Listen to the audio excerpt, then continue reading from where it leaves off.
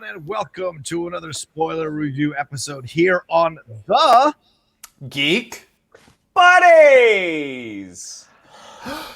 Hey!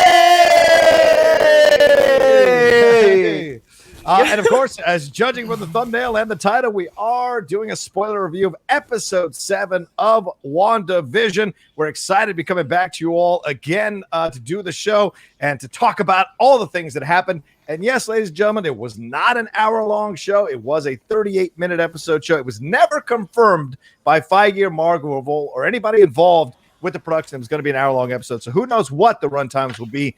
We're not going to find out maybe until the show drops officially every week. But let's introduce ourselves first. I am the Outlaw Joan Rocha, writer, producer, and host here on the Outlaw Nation, joined as always by these lovely people. Michael? I am Michael Vogel, writer and producer of animated TV shows and movies, and big ol' nerd. Yeah, Shannon? And this is Shannon McClung. I'm an animation writer and a television actor where you have seen me on 911, Silicon Valley, and Brooklyn Nine-Nine, and I'm an average-sized nerd. And of course, joining us once again this week to help break down WandaVision in her own inimitable way and already becoming very, very beloved by our fans here on the Geek Buddies sphere, the lovely Emma Fyffe. How are you? I'm great. I feel like this was the week where they just decided to blow the tops off a bunch of people's theories, and here we are. Yeah, for once, it's y'all's turn to have your theories all in fire right behind you like mine was last week. But I love it. Oh, don't even give me that face. We might as well call this episode Rocha Was Right All Along. Anyway, we're going to jump into it. This episode was called Breaking the Fourth Wall. And, of course, all of us who are avid TV watchers and, of course, probably been on stage a few times, we know what it means to break the fourth wall. But for you who are watching us and listening to us, remember, you can always listen to us on the Geek Buddies podcast feed, wherever you download podcasts. Just a warning, this will be your first one. Then we'll do one more before we jump into it. It is a spoiler review. Spoiler review. So if you haven't watched the episode, go and watch it and come back and enjoy our review of it. Let's go around the table first. Try to be as non-spoiler as possible. Michael, what was your overall feeling about this episode 7 here? We got so much in these 38 minutes. It's great. I mean, to Emma's point, it blew the lid off a lot of people's theories. But what I love about the show is they walk this fine line between giving us teases, answering questions, creating more questions, yes, giving a lot of really sort of fun winks and nods to the sitcom genre that they're doing, and telling a really satisfying emotional story. It's the fact that we love to talk about the Easter eggs, and we will, and we love to talk about what we think is going to happen, and we will. But I think the reason that Disney Plus got shut down at midnight this week because too many people are watching it is not just the Easter eggs. It's not just the what's going to happen. It's the fact that in the middle of all of this, there is this really touching emotional story, and we actually care. So I think that this episode this week did such a nice job of balancing all of those elements. And as we are sort of lining all the pieces up for these last 2 episodes, where it's just going to be the all-out third act finale, they've put all the pieces in place and set all the characters where they needed to, and we really, really, really care. Yeah, that's a fantastic point you bring up, Mike. There was a moment in the show where it was about to become flying off, and there's going to be all this, antagonistic situation. And then we have that line from Darcy that kind of reminds us what the core and the central part of this whole story really is about. Emma Fyffe, what'd you think overall about this episode? Yeah, I really liked all of the stuff with Darcy and Vision, to be sure. That was it, because it was this fun blend of really great comedy. Paul Bettany is so funny, which I think people forget because he's been playing a lot of really serious roles, but the first thing I can ever remember seeing him play is Geoffrey Chaucer in A Knight's Tale. Right. So, so that was all really, really great. And again, that little funny interaction did carry the heart of the story, which I'm not going to spoil right now, I guess, because we'll talk about it later. But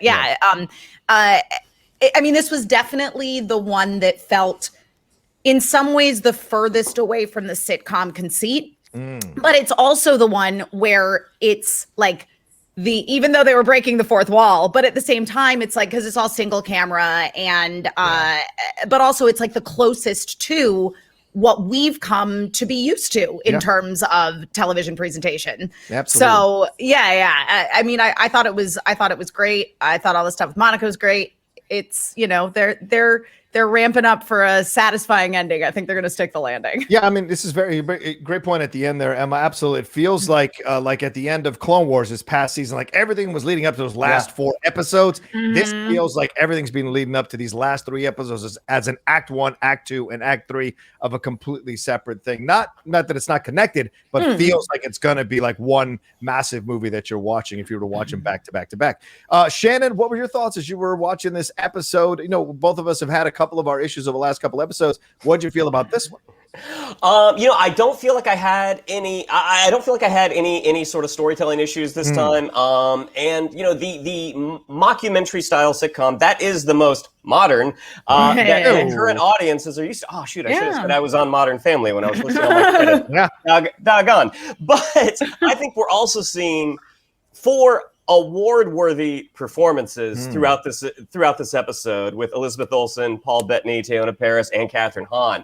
I mean, it was just. I mean, this episode. This is the set before the spike. Yeah. And everything about it, you're just kind of on the edge of your seat. And like the conceit of a mockumentary style sitcom, it is ridiculous that this stuff is playing out in what is ostensibly a camera crew. But within that ridiculousness, you got some of the most heartfelt moments from the show, and some truly heartbreaking moments and some inspiring moments as well. Yeah. And I am just so excited for what episodes 8 and 9 are going to be. That's a great point. I mean, Kathryn Hahn and Teyonah Parris walking into the MCU, essentially being introduced on opposite sides of the spectrum, at least for now, and certainly have been bringing it. And finally, both of them in the same episode get to really embrace where their journey is going next and the power within both of them. So incredible to see the show do that for both of these ladies and both of these characters, which I'm sure we'll be seeing multiple times in the MCU. Okay, this is your last spoiler warning. We're going to jump into this thing and break it down and every nook and cranny, hopefully, and everything inside of I don't know what you call that basement, but inside of that's going to get explored. So get ready. If you haven't watched it, go watch it and then come back and join us. All right, let's jump into it. All right, this one, of course, is directed by Matt Shakman, again, written by Cameron Squires, and Jac Schaeffer has been an incredible job. She's done show running this show. We open with previously on WandaVision. I don't know if you guys have noticed this, but it struck me for the first time that she seems different in the previously on WandaVision voiceover. This sounds a little more haggard, a little more tired, a little more frustrated. And I did a little bit of research on it, and apparently this has been something people have been noticing, and they put them back to back on a video I saw, and you can tell how she's changing. What a little piece of brilliance to get you into the mood of the overall show. Yeah, it's funny. Well, yeah, just funny because because we do these reviews and a lot of our friends listen to these reviews. Hi guys, hi girls, how you doing? But like we do get made fun of a little bit, like oh my god, you guys are overanalyzing everything. And I think sometimes like we do, like we definitely have our tinfoil hat moments. But when you get ready. But when you see the way that they're doing things like that, taking the previously on WandaVision, which is just this is a thing that every show does. And even in that, they're doing these little things. It kind of makes you realize that they are doing that. Like this is the goal of this show they are so in love with sort of the show within a show, within a show, within an MCU kind of conceit that they are doing this. And so it's what makes this show so much fun to examine. But that's all I wanted to say about that. And we'll talk about every other thing that is along those lines as we keep going. Let's go. Yeah, we open with Wanda in bed the next morning after what she did on Halloween night, of course, expanding out the energy field, consuming a bunch of the sword people and turning them into clowns and saving Vision yet again. We've got a lighter musical riff, and immediately we cut to her in a sofa chair, a la Claire Dunphy in Modern Family, saying, we've all been there where we let our fear and anger get the best of us, and then we cut to the scenes from last week, a la a Modern Family type style, where she's reflecting back on some of the uncomfortable things that she has done here. The kids running, asking for mom to come down soon. And we cut to their game, freaking out as it changes between the controllers in different times. You would get a GameCube controller, we get a Wii controller, we get a Atari 2600 joystick controllers for those 80s kids out there. We get all. It ends up with Uno cards, which is really funny. Then we go back to Wanda, who is under a blanket with hexagonal shapes all over it. Tommy, putting a little bit on the nose, is wearing a tracksuit. Billy says his head feels weird. Wanda's punishing herself, says she's going to have the whole day just to herself. She comes down. We get the refrigerator. We get liquids all in the refrigerator. The milk changing. She takes out some sugar snaps. There's a missing child in the box. And we go back to her. She says, well, it's I'm just having a case of the Mondays. So, and then we'll cut to the opening. Theme song. So, let's go to you first on this one. What was your feeling as we get put back into the world of WandaVision the next morning? Well, I think that, you hit on most of the big things, but I think that what was really great is kind of what I was saying, is how they somehow have managed to take this super serious superhero story that we have been witnessing and put it through this Modern Family filter, and it works. Like the cutaway to, when you expand the expansion, as Shannon refers to it as, and it cuts to them running, but you have that Modern Family music, and you're like, this is funny, but also it's like crazy. And I think the other part that I found interesting is in every other episode of WandaVision, when we sort of jump to the next iteration of the sitcom, there's always a little bit of a disconnect. Like, well, how soon did this happen? Like, we understand that it's all happening like directly, but this is the first time where we're in the Modern Family zone, but she takes off the sheets and she's in the outfit from the night before. Like, this is a time where they're like, so even in that little way, the barriers between, well, no, it's a whole new show where let's forget what happened before so we can move on, is kind of falling apart. Obviously with Billy and Tommy, the magic is falling apart. And I liked all that. I thought that the missing kid on the box, like on the milk carton, was really interesting. Like it's purposefully out of focus, so you can't really see who the kid is or what it is. But the idea that, again, kids are super important. Billy and Tommy are super important. This is probably like the crux of everything that's going to happen in the next few episodes. So the fact that a missing kid is there is a big deal.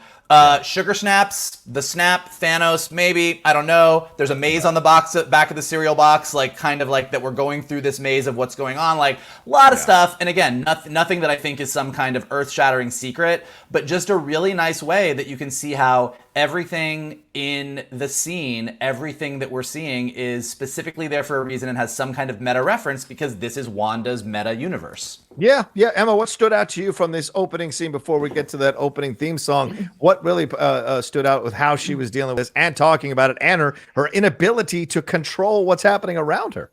Yeah, so I was very preoccupied with what was going to be on the cereal box, mostly because I was like, is it going to be a real cereal? Do they have a cereal sponsor, or is this going to be a Greek label? So like that was what was going through my head, quite honestly, because I've spent so much time like visiting sets like this that are like house sets. So like when I was a tour guide at Universal, we used to go to the Parenthood set all the time, and they had a house and they had all these fake cereal boxes. So I just was very, very distracted by what's going to be on the cereal box. And also the fact that it was like, the milk she took out of the refrigerator originally was not a real milk. It was like a milk substitute. It was like an almond milk or something. And I was like, is that right for that time period? Yeah, right. I was thinking the same thing. Do we have almond milk in the early 2000s? Yeah. I was like, I guess we did. I don't know. But anyway, I would say that sort of the biggest thing that stands out to me that then becomes something that's important later on is when Billy is talking to her about the fact that like his head hurts because it's noisy. And then that ends up being really important later on. And that was the moment where I was like, oh, okay, I know what's going on now. All right, Shannon, what stood out from you from this opening scene, or any symbolism? Put the tinfoil hat on that you were able to capture. We see the milk going in and out of different periods, different types of milk, vitamin D to 1%, I think, to almond. And then, of course, sugar snaps seems anachronistic for that time, because we didn't say sugar anything, I think, on the cereals in the 2000s anymore. It was more corn or honey. What'd you think of all this? Well, also with the sugar snaps, because I did freeze that on the closest, on the most close up possible, and I got within centimeters of my television screen. So we see that there is a clown on the front of the box, and we have the whole circus thing on the outskirts of Westview right now. I was trying to see like are the marshmallows, are they all sort of different infinity multicolored hexagonal shapes, which I don't. I mean, there were multicolors, but I don't think that was the tip. But something that I started doing after Evan Peters showed up at the end of episode 5 is I've been watching the episodes with the closed captioning on. Right. And so you don't hear this, or rather I didn't hear this, but as she's reaching for the milk and pouring her cereal, there is a radio broadcast going on. And the station is WNDA. And there's nothing truly revelatory in it. They do say one thing as the broadcast starts, so not a thing weighing heavily on your conscience. That's actually that was a quote, and then they also just talk about the assuming last night's events, talking about Halloween. Here are ways for you not to eat all that leftover candy. Make sure your little ghosts get back home. So that's the thing that immediately stood out for me, because then I went and watched the episode again, and I'm like, all right, because I am not hearing any of this. So the fact that they deliberately put that in for the closed captioning, I found that really interesting.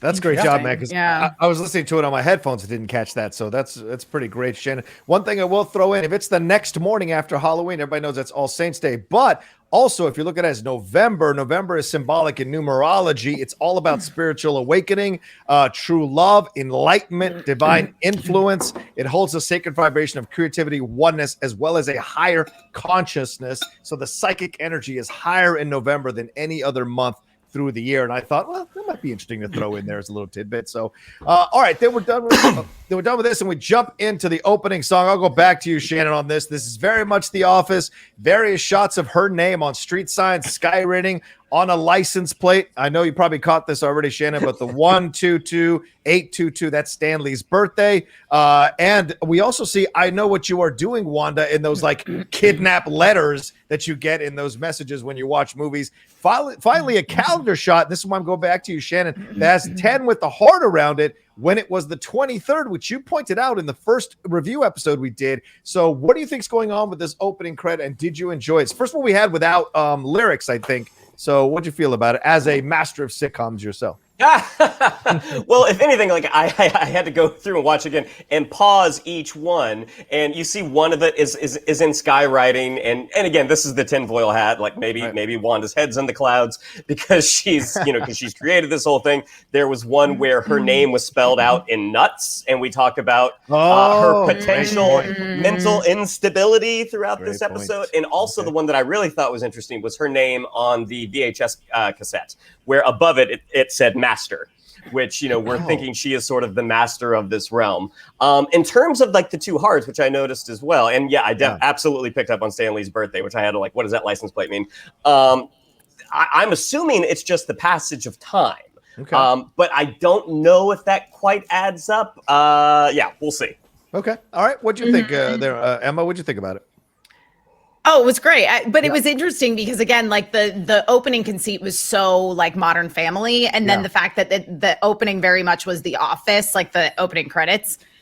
Yeah, it was. But also it was a little unnerving because it was just like Wanda everything. You know what I mean? Because because in all in like the previous, particularly in the last episode, like it was a whole cast of characters, and it was the kids, and it was Vision, and it was Agnes. And then this time it's just like Wanda. Yeah. So, all right. Good point. Yeah, it was all Wanda in her name, very much, kind of shaving off everybody else and making it about Wanda. That's a great point. And also, John, sorry, when the title came up, that was the first mention we get of Vision. Yes. And it's the first time we see created by Wanda Maximoff. Yeah. Right. Great point. Mikey, any more to add? Anything else to add to this? Just that, it was a little, the music was very Office. The conceit of like the same word over and over again was more happy endings. Great point. Which I thought was really cool. But I do love, and to the other point about it, I do think that the most important thing about this, aside from the fun TV references and like sort of the Easter eggs in there, is that idea that this episode, in an episode where Wanda Vision is separated from her. She doesn't really want the kids around, not because she doesn't love them, but she just really needs some alone time. The episode where it's all about Wanda focusing on herself, and the main titles are Wanda, Wanda, Wanda, Wanda, and created by Wanda Maximoff. So I do think that even though they were like, oh, let's do happy endings, let's have the Office music, again, they're still sort of thinking, well, what does this mean for the character journey? And I thought that was really clever. Yeah, agreed. And Shannon, did you catch that one with the Italian store? It felt like The Sopranos. I thought that was a Sopranos shout out with Wanda, and it says like Italian food right underneath. I can't remember what they're saying there, but I felt like a little shout out to Sopranos. I don't know if that fits though. Sopranos in the 2000s, right? Not in the 90s, or was it 2000s? I think so. All right, anyway, we jump out into Vision waking up. We jump out into back to Sword Base, 8 miles outside of Westview. They've set up a temporary base after most of them were probably consumed by that energy field. One of Hayward's people is out there saying how lucky they were that she put the brakes on it. He says, yeah, I feel really lucky. He asks about the broadcast. She says it's dead air. He says, make sure the team is ready. We launched today. A little bit of foreshadowing. What does it mean? We don't find out in this episode, but I think we're going to find out, obviously, in the next couple of episodes. Then we cut to Vision waking up with the sounds of an old school circus carnival around him. The style is very much Modern Family, how the camera's kind of moving a little bit, or even Parks and Rec, if you want to throw it out there. I was expecting little Sebastian to walk by at some point. I was hoping. I was hoping. Sebastian! I was like, is he there? And I was, a strongman walks up asking if he's the new Vision's the new clown. He says he's late for rehearsal with the escape artist. Who's the escape artist? Why, it's Darcy Lewis in chains by a car. Cut to her talking about how she put in with the bearded lady, but her alabaster skin wouldn't let her get the job. Vision and her have a fun back and forth where she calls him creeper. He's like, we locked eyes. We had an unspoken understanding. And she says, hard pass. And then Darcy walks off as Vision chases her. Emma, what'd you think about this? You spoke about how much you enjoyed these two coming together in this episode. I do. Okay, so it was great writing in that moment because again, it's like the way he's describing it is literally exactly what happened because they did lock eyes and there was an understanding of her being like, we need to help him, but then like the Darcy who has no memory of that, the Darcy of this, fake world. Yeah. It was funny because it sounded like, oh, like I thought that we had a thing and we were in love now or we were going to go out, which is not what he means at all. But I was a little sad to like not see Darcy as a neighbor or something, just fitting into that world. But at the same time, she was on the outskirts of town. I thought it was super funny that the way that translated to her being like tied up to the truck was her being like chained to the truck as an escape artist. I think that the escape artist thing is because it's like he's going to do a dual act with the escape artist, right? But like he ends up helping her escape like from being stuck in the real. That's like reading way too much into it. That's brilliant. I think that's brilliant foreshadowing. Yeah. And then the other thing is too, there were two things about my slight disappointment, but not disappointment with Darcy. Disappointed that she was not a neighbor. Also disappointed that, she was not a waitress at like a local diner. That would have been funny. Yes. But yeah, the setting up the interaction between these two is just great. Yeah, absolutely agreed. Mikey, what'd you think about this? You love these kinds of sitcoms. Did you enjoy these moments? I did. I mean, just to reiterate what we already said and what we'll continue to say is I think Paul Bettany deserves an Emmy for this singular episode alone. He's so funny. But yeah, I think they really nailed the tone of that. But prior to that, I think one of the things that's really interesting to me, and I think this is going to come up throughout, especially getting all the way to the Agatha of it all at the end, is I'm starting to really wonder, like the pieces are starting to fall into place, but they're not all in place. And so I think it's really interesting to me that at this point, in the first scene, before we get to Vision and Darcy, that Hayward finds out that the signal is now no longer broadcasting. Right. So when you're thinking about who did what and why they did it to whom and what their ultimate goal was, which is kind of how you have to start tracking all this stuff, who was sending the signal out the whole time for people? Like it wasn't just happening on its own because it's clearly stopped now. So if Agatha was sending the signal out to everybody, why? Or if she wasn't, is this something Wanda was doing in a way to almost subconsciously ask for help? And now that she's having a very, I don't want anybody watching me, I want to be by myself, the signal stops. So I don't know which the answer is, but I do think it's interesting to understand like why now? Why is this the moment when the signal stops? In addition to all the fun, and I think Emma totally nailed all the great interaction between Vision and Darcy, I also started to wonder, like, and it didn't really, when it was Wanda in the cold open, kind of doing the talking head to camera, I was like, yeah, that's the conceit. But when Darcy started doing it, and we get some answers to this later, I was like, well, why is she talking? Like, what is the goal of this? What is the goal of this outside the we're doing Modern Family? And you started to really see, and when I went back and watched it again, you see how where everything in the previous episodes, particularly around Vision, anything that happened with people was like, let's keep Wanda and Vision together. And even with you're the clown in the circus, you can't leave, we need you here, everything in this episode in the narrative was keeping everyone away. And like, obviously they address this even more so later, but when you go back and watch it, you even see in this first scene how... And again, and I think we'll talk about it at the end, but like, what was the end game here with what were we doing with Vision? Why did we need Vision for this period of time? And as soon as we didn't, why did we try and get rid of him? So I think that's an interesting thing that we'll track through this episode. Yeah. Shannon, anything to pick up here? Anything at all? I mean, I think later on we see the kind of Captain America star buttons on Darcy's clothes. The colors are interesting. The blue and reds they've chosen are interesting color for her clothes. But is there anything to pick up here when she talks about being an escape artist? She talks about wanting to be a bearded lady. Is there anything to pick up that she might be altered in some way like Monica was? Remember, Kat Dennings has come out and said she will be showing up in an MCU project down the road that isn't Thor. So is she going to be altered? And is there any kind of tease or hint here that she might be another superhero or something that we haven't thought of before? Not that I picked up on. Okay. And I was looking at the color scheme of her outfit. I did think it was funny that her handcuffs turned into chains. I was like, oh, that's clever. I also thought it was funny that the strong man, that was the sword agent that welcomed Darcy. Yes. And, you think of a strong man, you think of muscle, and he's basically Hayward's muscle, maybe not the brightest guy. And also there, I had the same thing. I had the same thought as Vogel. Like, if the heir is dead, who is this show still being made for right now? Like, why is Vision still talking to this camera? Like, Darcy, I understood, because Darcy's like, okay, she's sort of ensconced in this, expansion cloud, but Vision knows what is going on. So who is he talking to and why? Yeah, it's a great point. Michael, you brought that up. Absolutely true. It could be a bit of a meta moment too, because it seems like we're not going to go back to the sitcom thing anymore over the last two episodes. Go ahead. No, and I do think we get there eventually, but it does really seem like in this episode, when you taking yourself out of the conceit of the sitcom, the Modern Family talking heads clearly are to distract and keep away. Like, it's almost like when Vision is, anytime Vision is about to be like, here's what we need to do, you cut away to a talking head and he's like, yeah, this is what's happening. And like, it's just interesting to see where he gets pulled back in. And it really does seem like the reason to get pulled back in is just keep you distracted, keep you away. And ultimately, we get to it later on, he kind of gets wise to that and he's like, why the fuck am I doing this? So I think it was interesting. It was an interesting progression to watch with the talking heads. Were you going to say something more, Emma? No, I was just going to say that I was thinking a lot about Vision and the talking heads and everything in this episode. And to me, and I mean, he clarifies it later on in the episode, this idea of like, he does know what's going on, but he still doesn't fully have all of his own memories at this point. So I think it is just like he's trying to get out, but he's like still in it. Right.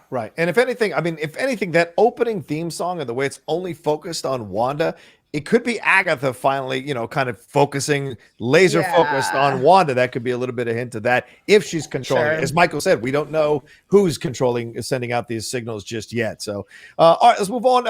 We go back to Wanda's home. The kids are playing. Wanda walks in asking about their father, Vision. And one of the kids asks, do you want to go looking for him? And she responds with this really interesting line: if he doesn't want to be here, there's nothing I can do about it. Since when? It's very strange. She changes the TV to the Weather Channel, sunny with a chance of clouds. Certainly obvious symbolism there. But, and I don't know if Shannon, if you caught this, 72, 68, 74, 72, 68, 42s across the board, except Wednesdays the 44 low. Uncle Pietro is mentioned. Wanda said he is not your uncle. Who is he? Wanda says, I'm your mom, and you wanted me to have all the answers. She says she has no answers. I'm starting to believe that everything is meaningless. We go back to her Claire Dunphy shot, and she says, yeah, it was a little bit dark maybe, but, their father is made of vibranium, so they're literally made of tough skin. That was a great line. That was Agreed. a great line. I agree. Shannon, what did you think about this entire thing? And did you find anything in the numerology of the degrees of weather? I did not. I did look, and the birth date on the license plate that popped right up when you type in that series of numbers followed by Marvel, and that's Stan Lee's birthday popped right up.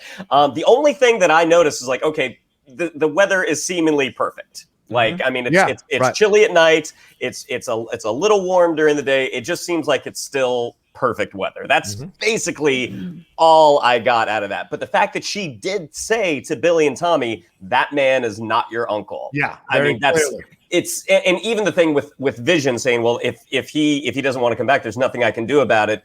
It's her sort of accepting that I am starting to lose control here. Is it because, and also why she was so tired at the beginning, is it because she's realizing she's not in control, or is it because she used all that energy to push the hex out? Huh, okay. What'd you think, Mike?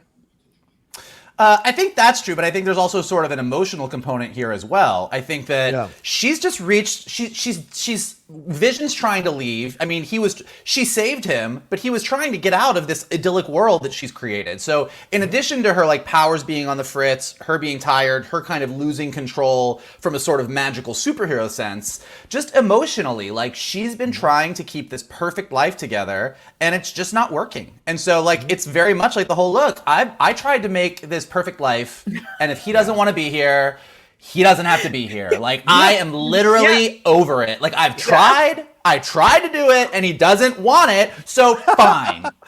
Fine. Like, that's kind of like where she's at. The Pietro thing is great because, it's like, and we find out a little bit more, or we don't, who knows, but like, no matter where this Pietro is from or who is controlling his body, even if he is the Pietro that we all assume he is in some way, shape, or form, like he's not their uncle, really. He's from a different universe. So he's not the uncle, and particularly, I think it's pretty clear now that the words coming out of his mouth, even if this is the Pietro from the X-Men Fox movies, were not that Pietro's words. So he was a puppet, he was this, and Wanda is wise to that and figured it out. And I think like. It's so funny. In a show where all we do all week is discuss what the answers possibly are, in a super meta sense, to have the lead of the show say, I have no answers. Right. I don't know what's going on. I'm starting to think this is all meaningless. Like when you've got you two going through the weather report trying to figure out what the highs and lows are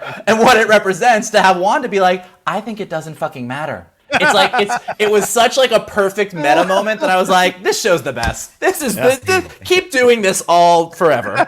Agreed. Emma, anything from this scene that hasn't been pointed out yet that caught your eye? I don't think so. Yeah, no, just the line about like that man is not your uncle, brilliant because he's not. And Wanda throwing in the towel and going, well, you know what? I tried. I clearly can't control my own universe. So I'm just gonna do me and live my life. I agree. And there is something really, and this is what good superhero, like when when your friends who don't like comic books or aren't into superheroes are like, why are you grown ass people into somebody who has like red light coming out of her hands and like a guy in a mech suit and whatever? Yeah. And where comic book stories and superhero stories do really well is where they take the cool, fun, bang, pow, zip, explosion stuff and tie it to real emotions. And so the fun part about WandaVision is watching someone who literally has lost control of the world. Right. But because emotionally she's also lost control of like what she was trying to do, that's why we relate to it. And that's just like, that's why this show is so brilliant.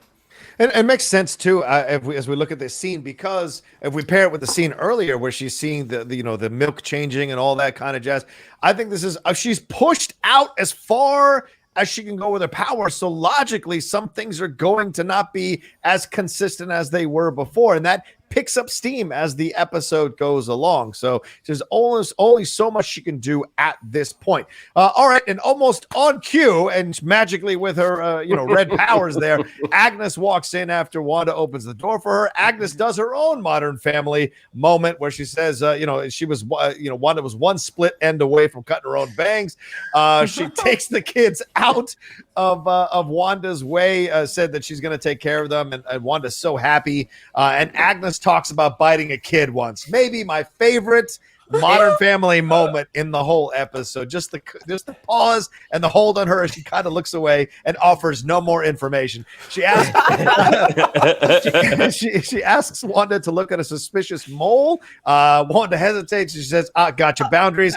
Wanda is so happy to be alone, but she notices that random things in her house once again are changing back and forth in time from things that we've seen before in different episodes. The stairs being the most notable one for me, and she uses her magic to set it right, as if say enough, and then cut to her unbelievably claiming that she's fine. She's fine. She's fine. She's fine. She's totally fine. Mike, what do we got here?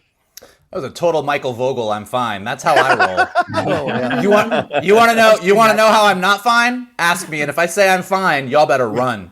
I've seen that fine moment. You're right. Go ahead. I agree with you, Agnes. Like we say it, and everyone is saying it. Kathryn Hahn is a national treasure, and she amazing. Of all the things that she's done in this series that are great, I actually did bite a kid once. Might be the pinnacle Kathryn Hahn moment of this show. But again, just to it's funny when you I read a couple articles about this, and as we will continue to talk about, I think before the show even aired, we were Marvel fans were like, she's Agatha Harkness. Yeah. And before the show even aired, we were like, WandaVision having kids, it's Billy and Tommy, this is what's happening. We knew things that were going to happen. And I think the brilliance of the show is that even as these reveals start to come out, it's still satisfying, and it's satisfying because of Kathryn Hahn. So I think that everything that happens in this scene is pretty straightforward. I think we've hit on it. Wanda's powers are on the fritz. She's losing control. Kathryn Hahn comes in and gets those kids and gets them the fuck out of there. Yeah. But I think that just Kathryn Hahn in general that's the comment. Kathryn Hahn. Yeah, agreed. And Emma, it seems like stuff we've talked about in our reviews earlier on in the first couple episodes. I think we talked about and speculated whether this whole thing has been about Agatha or Agnes getting her hands on the kids. The kids are essential. The fact that she takes them away, and we find out later. We find out later that we don't see the kids again after they go into Agatha Harkness's house. For now, but certainly this taking away thing, kind of interesting moment for her to step in and do this. And of course, Wanda. So, and it almost seems like it's a brilliant plan for Agatha if she's been controlling this the whole time. I know we'll battle about that later. If she's been controlling the whole time, she has led everything up to this moment to where Wanda willingly gives her kids. Yeah. Right? So this is the thing: is we talked about this on the last episode and on the last episode. In all fairness, Agatha could be doing this on purpose, or she's doing this on purpose in a different way. It was the first way doing it on purpose. Me too. In the first way doing it on purpose, where she was like, where she was trying to lure Vision to the edge of the town.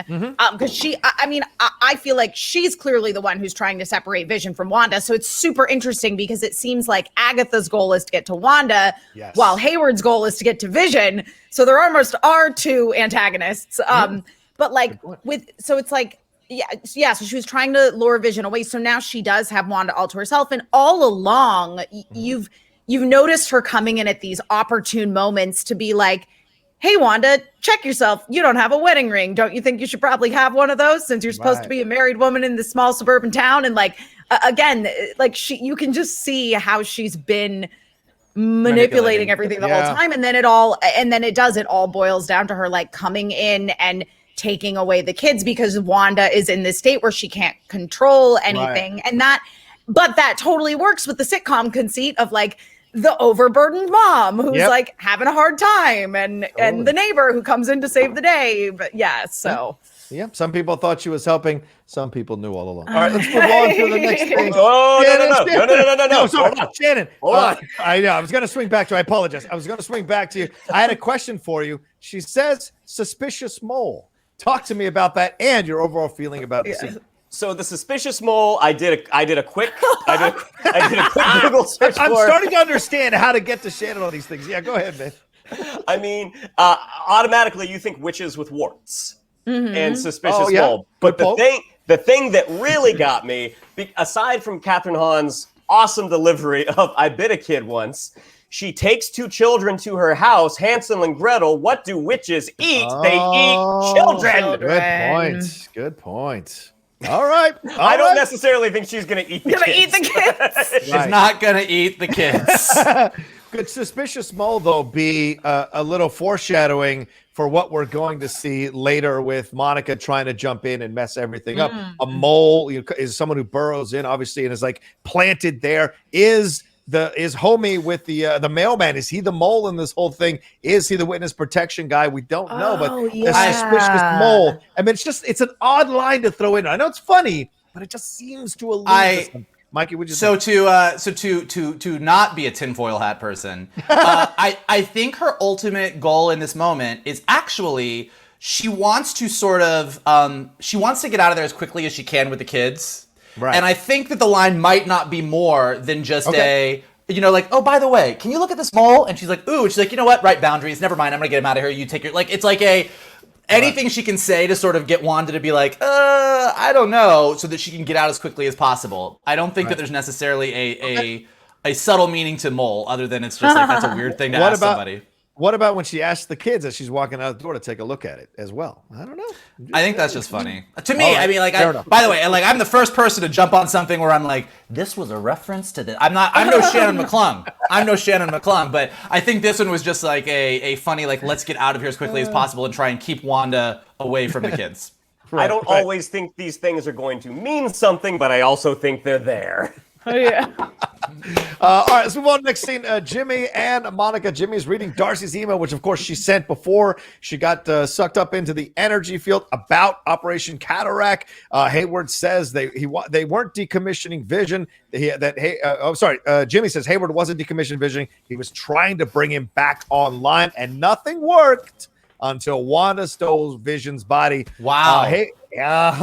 Hayward, if it was Wanda under mind control, Hayward wants his sentient weapon back. They arrive. Monica is greeted by Major Goodner, which I couldn't find anything on Major, and she said earlier it was her guy, but this is a woman, so I wonder what the implication might be there. And she says something that really catches my eye. She said, Monica says, "My mother would appreciate your loyalty."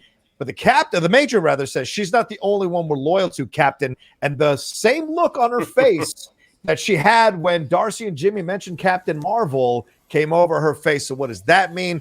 And then we see the truck or vehicle she ordered. It's a hoss of a vehicle, ladies and gentlemen. And it's absolutely perfect according to Monica. So Shannon, I'll go to you on this one. What do you think about this whole scene with Jimmy and Jimmy and Monica in the truck and all of that going back and forth about what we're finding out with Operation Cataract, and then seeing that space rover come out of that truck? Well, sometimes, Johnny, I like to speculate just because Vogel is so certain he's right.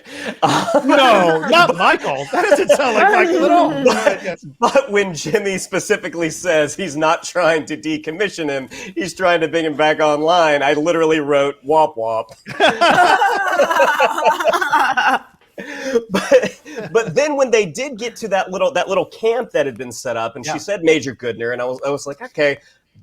I don't know that aeronautical engineers are typically majors but at the same time, I think we're just we really wanted that aeronautical engineer to be somebody. I didn't think it was going to be a Reed Richards, because I think you close on a character like that. Yeah. I did think it could have been somebody like Blue Marble. Well, we're not done. We still have 2 more episodes. Yeah, I think it still is. I think it's still possible. Yeah. Well, and that was my thought. Is like, okay, she did say my guy, but also I think military terms. I think that's not crazy. But also, there was an entire team there.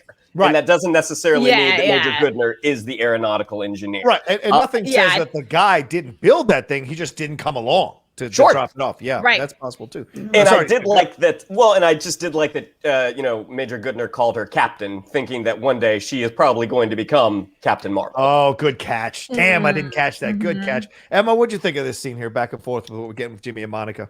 Oh man, I was waiting for that aeronautical engineer, and so the whole time I was so distracted by like, but this isn't the aeronautical engineer, is it? Like, it couldn't just be nobody. I mean, not that Major Goodner was a nobody, but you know what I mean. Yeah.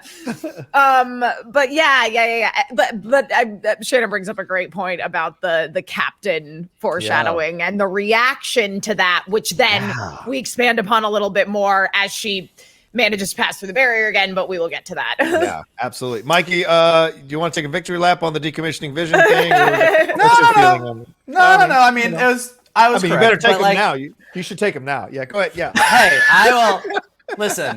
Listen. If you're gonna be fooled by somebody, be fooled by Kathryn Hahn. No she doubt. knows what she's No doing. doubt. No, I think yes. As we all were, like she rolls up, and we've been waiting to see who this was, and Major Goodner comes out, and absolutely no respect to Major Goodner. I'm sure she's worked very hard to get where she is. Yes. But I don't think I'm kind of with Shannon. Like I don't think she's the aerospace. I think that. Even just from a production standpoint, I don't think that's how you would dress the aerospace engineer. I think that your engineers and your scientists. So I think she is a friend of Monica Rambeau. Yeah. She knows Maria Rambeau, and I think she's delivering it. I think we will still see him. Look, would I love it to be Reed Richards? Of course. Do I think it's going to be? I don't. I think Adam Bashir, Blue Marvel, is more likely, especially because he and Monica Rambeau in the comics do form a relationship at one point in the comics and are a couple. So I think it's most likely that this will be an introduction to him at some point. Yeah. As far as your mom wasn't the only one who was loyal Captain. I didn't read that as the same emotion that she was having about Captain Marvel. I read that as there are a lot of people at Sword that are like, we don't like what Hayward is doing. We are glad that you are back, and we will follow you. You're the boss. Okay. And I think it's just setting up, in addition to everything else that gets set up with Monica in this episode, that Monica, once this all goes down and whatever is revealed about Hayward comes out about Hayward, that I think Monica is most likely to sort of take Sword in whatever direction it's going to go in the MCU from this point forward. Yeah, I'm sitting alone on this island. I get it. I'm sitting alone. I just don't know if Major Hayward is a bad guy yet. I just don't know. I know everyone else does, and I totally respect that. I just feel like I'm like in that moment. I don't know. Okay, Rocha. What I will say in his defense is I don't know so much that he is a bad guy as he is certainly an antagonist. Yes, he's an antagonist. You can't deny that he is an antagonist at all. But there's just a way when I think he's a bad guy, but yeah, and I respect that. Like I said, I know I'm alone on this island at least. But but there was an interaction when he was talking to his subordinate there, and he's like, "Yeah, I feel so lucky." There's just seems to be a human approach to this that I think he's holding down. Now, in the end, what will it turn out to be? He may be a bad dude totally, and I'll absolutely concede it when it happens. But for right now, I just haven't seen that just enough yet to push me over the edge. Well, but we shall see. What's your thought on this, Michael, and him decommit, trying to get Vision, all of this? Is it just to protect themselves, maybe? Is it not necessarily a nefarious reason? I'll put it this way. So a lot of people are surmising, and I think this is super cool. As we know that mutants are going to come around at some point, maybe coming out of the Hex expansion, maybe not, but at some point mutants are coming to the Marvel Universe. Mm-hmm. And if mutants are coming, that means at some point Sentinels are coming as well. Sentinels are sentient weapons. Yes. And if whatever Sword and Hayward were doing with Vision leads down the road to Sentinels, that seems like a nice narrative arc over multiple movies. But so to your point about villain or not villain, in the world of the X-Men, you could argue that anyone who builds a Sentinel to protect themselves from the mutant threat has a justification. Like as we talk about justice, well, he's not a bad guy because he has good reason. He's mentioned the Sokovia Accords like 3 times so far. Yes, he has. He was trying to turn Vision into a weapon that he could control. Does he have a he was trying to turn Vision into a weapon that he could ask nicely to shoot somebody? Like, what do you think is going to happen? I don't know. I don't want to know. But so my only point is, I don't disagree that in the world of a Marvel universe where you have these superpowered individuals, whether it be General Ross, whether it be Hayward, whether it be anyone saying maybe we shouldn't let these people run around and do what they do, there's a justification there. It doesn't mean that what they are doing is right, and I think we can all agree, since Vision is our guy, and we care about him. What Hayward was doing to him for the past 5 years wasn't right. So he's a bad guy. He might be a bad guy with a justification in his head for what he might think what he's doing is good. Yeah. But I think we can all agree, since we love our heroes, 'tis not. Well, that's what I think. We shall see. Remember, Robert Downey Jr. Tony Stark wanted to, monitor everybody's phone conversations and wanted to jump all into this stuff. So did Nick Fury at S.H.I.E.L.D. So it's not out of this attitude is not out of the realm of people with power in the MCU who are considered heroes. So just throwing it out. You sit on Hayward Island, and we will all be over here. We'll all be on the mainland waving to you until the end of the series. I appreciate that. That's Johnny, fair. I dock my boat at Hayward Island. I like to go there for the weekend from time to time. It's the new love boat. All right. Snack on your magic. Weekend at Hayward's. That's good. All right, let's go back to Vision and Darcy. He explains that he believes that Darcy is part of a team monitoring a supernatural anomaly, and now you're in it. Then she quips perfectly. Fine, I'll go out with you, but I'm ordering the lobster. Vision distracts her with a mime, and she says something about his bad back, which I thought was brilliant. Then he uses that opportunity to unzap her, and she is obviously a bit unsettled. Said she wanted a guest spot on the show, but that experience just sucked. He asks for her real name, which she gives. It leads back to the email he intercepted a couple episodes ago. The strongman says they're up. He grabs they decide to go. They're going to take off and have this conversation in the funnel cake truck, which immediately made me so hungry for funnel cakes. Then he grabs Darcy as they try to leave, and he punches her, which is the sound of a ball bouncing, Then they get in. There's a hula dancer on the dash. We'll get that reference in just a second. And then they take off in the funnel cake truck. Emma, I go back to you on this. What was your feel about this entire scene and seeing Darcy Lewis's reaction being unzapped? Because she seemed to fit in this world perfectly. And being unzapped, you saw what that actually can do to somebody. Yeah. So, obviously, I thought that Darcy's reaction to waking up and discovering that she was in WandaVision was absolutely perfect, because she has been so obsessively monitoring this story that's unfolding and seeming to enjoy it on some level. Because again, she brings up the thing about why are the sitcom decade eras changing aside from my own enjoyment, and she's very emotionally touched when the babies are born. And so again, it is really, because I think there is a part of her that legitimately means I kind of did want to be included in this world because she's really invested.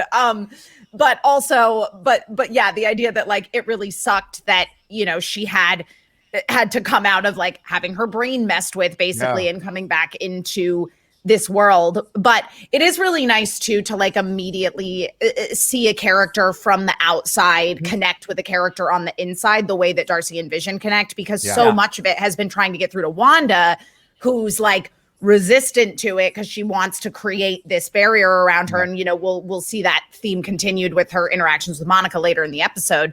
But just to and the funnel cake truck as the escape vehicle is the greatest. Right.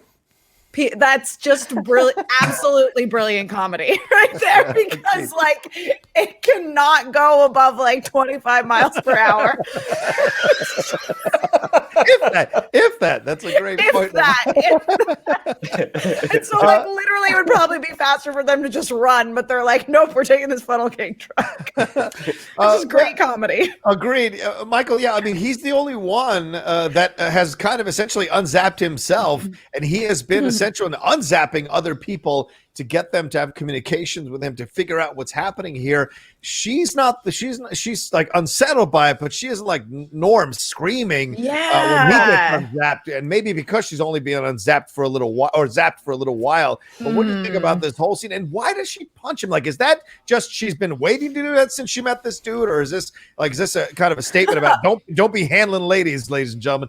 What do you think this moment was all about in the entire scene?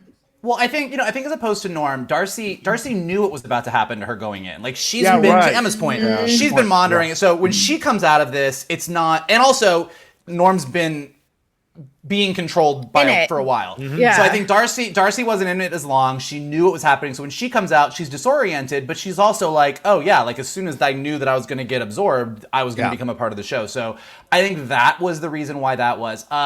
as far as the punching, I think they needed to get away and the dude grabbed her. But I think the more important part about him grabbing her and the funnel cake truck, which was super funny going slow and everything is, again, even though this is all played for laughs and it's done really well, you can see that the moment that Vision unzaps Darcy and is like, let's go solve this. Now it's time for you guys to go up. Yeah, more obstacles. Now you can't do this. Let's take the funnel cake truck, which goes 20 miles an hour. Like, you can just see that the magic of this world is doing everything it can to prevent them from moving forward. And again, this is more explicitly stated in a couple scenes. But when you go back and watch it, you can just track that it's like the magic is designed now to keep Vision as far away as possible. Right. He was getting too close. That's why they were having that fight. And Pietro showed up, which we'll see the reasons for in a little bit. Well, actually, again, this is when we get to the Agatha battle at the end, but I'll bring this up now. What is interesting is watching in the show where Agatha, the magic, Westview itself keeps Vision and Wanda together, and at one point it decides to drive them apart. And it's really interesting to see when you go back and track what Agatha did. You know, if you thought that Agatha was good, for example, and you found out she wasn't, maybe, and you go back and you sort of track through and you go back and you track through the moments, and you go, well, okay, so what was she actually doing here? And it's really kind of fascinating because you can start to see, this is when she was done with him for a very specific reason, and this is when she started to push him away. I think she started pushing him away as soon as he started questioning it. As soon as he started questioning it, that's when she started to eventually figure out ways to push him away. Or maybe it was a little more active than that. I don't know. Yeah. She didn't break character in front of them until the babies were born. Yes, true. And then she did. Let me take it from the top again. I think that I don't think that it was Vision questioned. It's a cause and effect. I don't think Vision started questioning and she said, "I need to get rid of you." I think once she got what she needed, which are the babies, she started doing things purposefully, including Herb, by the way. She started doing things purposefully to make Vision question it in order to drive them apart. But we'll get to that later. That's a good point, Mike. Absolutely. That is a really, really good point. Poor Herb. What are we going to do for Herb? Shannon, this entire scene, and tell me what the hula dancer represents, please. I mean, I can't. The only thing that I got with the hula dancer was the thing with Coulson saying Tahiti. It's a wonderful place. That's the only thing I got. But this was just more of just Paul Bettany's really comic brilliance, and this is the advantage of having the closed captioning on, is you can get all these little gems that he's throwing out there as they're driving away in the funnel truck. And also as the strongman's banging on the window, he's like, I can't hear you, putting his hand to his non-existent ear. But also the thing that I thought was really great was Vision is still a product of this world. And he forgets that sometimes because episode 3, he literally grabs the doctor and zips him over, probably by flight. But Vision is still sitting in this funnel cake truck, still saying, go, go, go, go. Not always remembering that, that's right, I can do X, Y, and Z. Yeah, it isn't until he gets that. Fly. Yeah, exactly. It doesn't get to the stop sign and has that conversation that he realizes, boom. Yeah, also, did anybody notice that Vision's super speed went away as soon as the babies were born? Oh, interesting. Well, for now, for the moment at least. Yeah, it's a good point, Mike. The hula dancer, I looked a little bit, the reference, for me, I immediately thought of Guardians of the Galaxy with how he puts that little thing on there, the troll or whatever. So I was thinking there's a reference to that. Yeah, maybe. And the hula dancer, maybe like Groot dances when he's a little baby in the thing. But I saw here Sykes/Daisy from the Agents of S.H.I.E.L.D. Her dad also had one on his desk after Daisy met him. So maybe there's a little allusion there. It's not the first allusion to Agents of S.H.I.E.L.D. we've kind of maybe gotten in the show, so maybe that's a little bit of a shout out as well. Yep. I think this one might also just be a hula truck in a car. All right, fine. It's a pretty common one. So I'll give it a hula dancer on your desk. Fine. But by the way, top marks on the research. Like, I'm on board. Like, I was like, those are good. All right, we have a quick scene with Wanda before we get to the commercial. I want to get to the commercial, but yeah, if you guys want to chime in on this, we go back to Wanda. Shit is really changing now. The stork is back in different variations. Oh. The red smoke is back. Oh yeah, go ahead. Yeah, I know what I wanted to say. So I remember pointing out at the end of the last episode this idea of the circus and how it looked like a very oldie-timey circus, and it didn't seem to quite fit the modern conceit of the circus, because the circus in of itself isn't particularly modern. Right. So I thought it was interesting that indeed in her own reality, like right in her own home, we were seeing her technology, her milk, her the game controllers kind of like circling through different time periods. Yeah, it totally. That's a really fits. good point. And maybe the only circus that came to Sokovia looked like that, even in Probably. her time. Yeah. She says, I don't understand what's happening, why it's all falling apart, why I can't fix it. And then we hear this muffled voice, which we find out later who this is, saying, do you think that maybe this is what you deserve? And Wanda goes, what? You're not supposed to talk. And then boom, to black. So this is the first like real crack in even Wanda's control of this, where someone else is kind of taking the narrative control, obviously, to her. So what did you think of this? Go Shannon, what did you think of this real quick? Anything? Any thoughts? Yeah, I mean, that's the first time we hear someone from the other side of the camera talk. Yes. And I was just like, why does that dude have a weird voice? But we find out later. Yeah. Yeah. And when you go, anything, Emma or Mike, before we jump into the commercial? It's just such a great moment, because as we watch Wanda's world kind of falling apart, we also start watching the conceit of the sitcom itself fall apart. That's right. And I think that's really, really cool. Also, because this entire Scarlet Witch as a character, and this show specifically, really breaks down what did you do, and look, and to Johnny's credit, like also with Hayward, like there's like a lot of discussions about what did you do, why did you do it, were you justified, are you a villain or not? So even her going, I don't know what's happening, everything's falling apart, I can't fix this. The question, do you think you deserve it?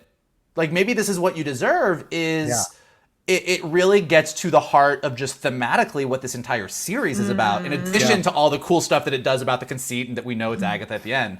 But let's get to this commercial, because we got a lot to talk about here. Let's jump into the commercial. The commercial is for Nexus. Feeling depressed, like the world goes on without you, you just want to be left alone? Ask your doctor about Nexus, a unique antidepressant that works to anchor you back to your reality or the reality of your choice. Side effects include feeling your feelings, confronting your truth, seizing your destiny, and possibly more depression. You should not take Nexus until your doctor has cleared you, your doctor again, to move on with your life. Nexus, because the world doesn't revolve around you, or does it? We see the two actors return here. This felt like a real like a legitimately real. I know. In the 2000s, it was kind of mind blowing the way they made it works so well. Michael, take us through this commercial. What's your feelings on it? All right. Well, as we've been discussing, a lot of discussion about whether or not these commercials are sort of tied to the Infinity Stones or not. A little bit of debate on the very first commercial, the Stark toaster. We sort of assumed it was Stark bomb that killed their parents, power. Some people felt that was mined because Stark built Vision and it looked like a face. I'm pretty sure that if this reality stone thing, if this Infinity Stone thing is legit, which maybe it is, maybe it isn't, we've sort of justified each one. An antidepressant does affect your mind. So I think that the connections to this idea being like, what is it? It's Power was the first one. Time was the Strucker watch. The Hydra Soak was a blue cube, like the Tesseract, which is the Space Stone. The Lagos paper towels were cleaning up a red liquid, which is the ether. The Yo magic is tied to like the magic draining you, which is sort of like the sacrifice you make, which is like the Soul Stone. And this being an antidepressant affecting your mind could potentially be the Mind Stone. So that might be something they're doing. I'm sure once the show is over and the creators kind of break it all down, they'll let us know if that was legit. But that is not the coolest part about this. This is so good I'm putting the glasses back on because I got really excited. So Nexus. Wait, hold on. Nexus. Go ahead and do that. I'm gonna let my girlfriend in. She's locked out. Go ahead.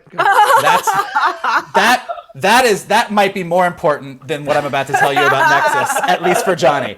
But So everyone's like, what is Nexus about? So Right. in Marvel Comics, the Nexus is a cross-dimensional gateway which provides a pathway to any and all realities, which seems super applicable to what we are talking about here. But more importantly, there is a thing in Marvel Comics called Nexus beings. Nexus beings are rare individual entities with the ability to affect probability and thus the future, thereby altering the flow of the universal time stream. These beings, each referred to as a Nexus, act as the keystones to the multiverse and are crucial to its ultimate coherence and stability. Nexus beings are vigilantly watched over cosmic forces such as the Time Variance Authority to be aware of any temporal changes.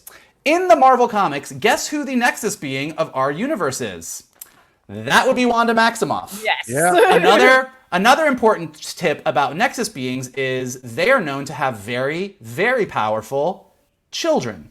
So, as we know that the multiverse is happening, whether Pietro is tied to that or not, and as we know that Wanda has these kids that are central to what's going on, and as we know that Loki is coming down the pipe dealing with the Time Variance Authority, the fact that this is Nexus antidepressants, where it says anchor to your reality in the commercial, is a pretty big blinking light that this is key to what's going on in WandaVision and key to what's going on with Wanda and her arc into the multiverse of madness.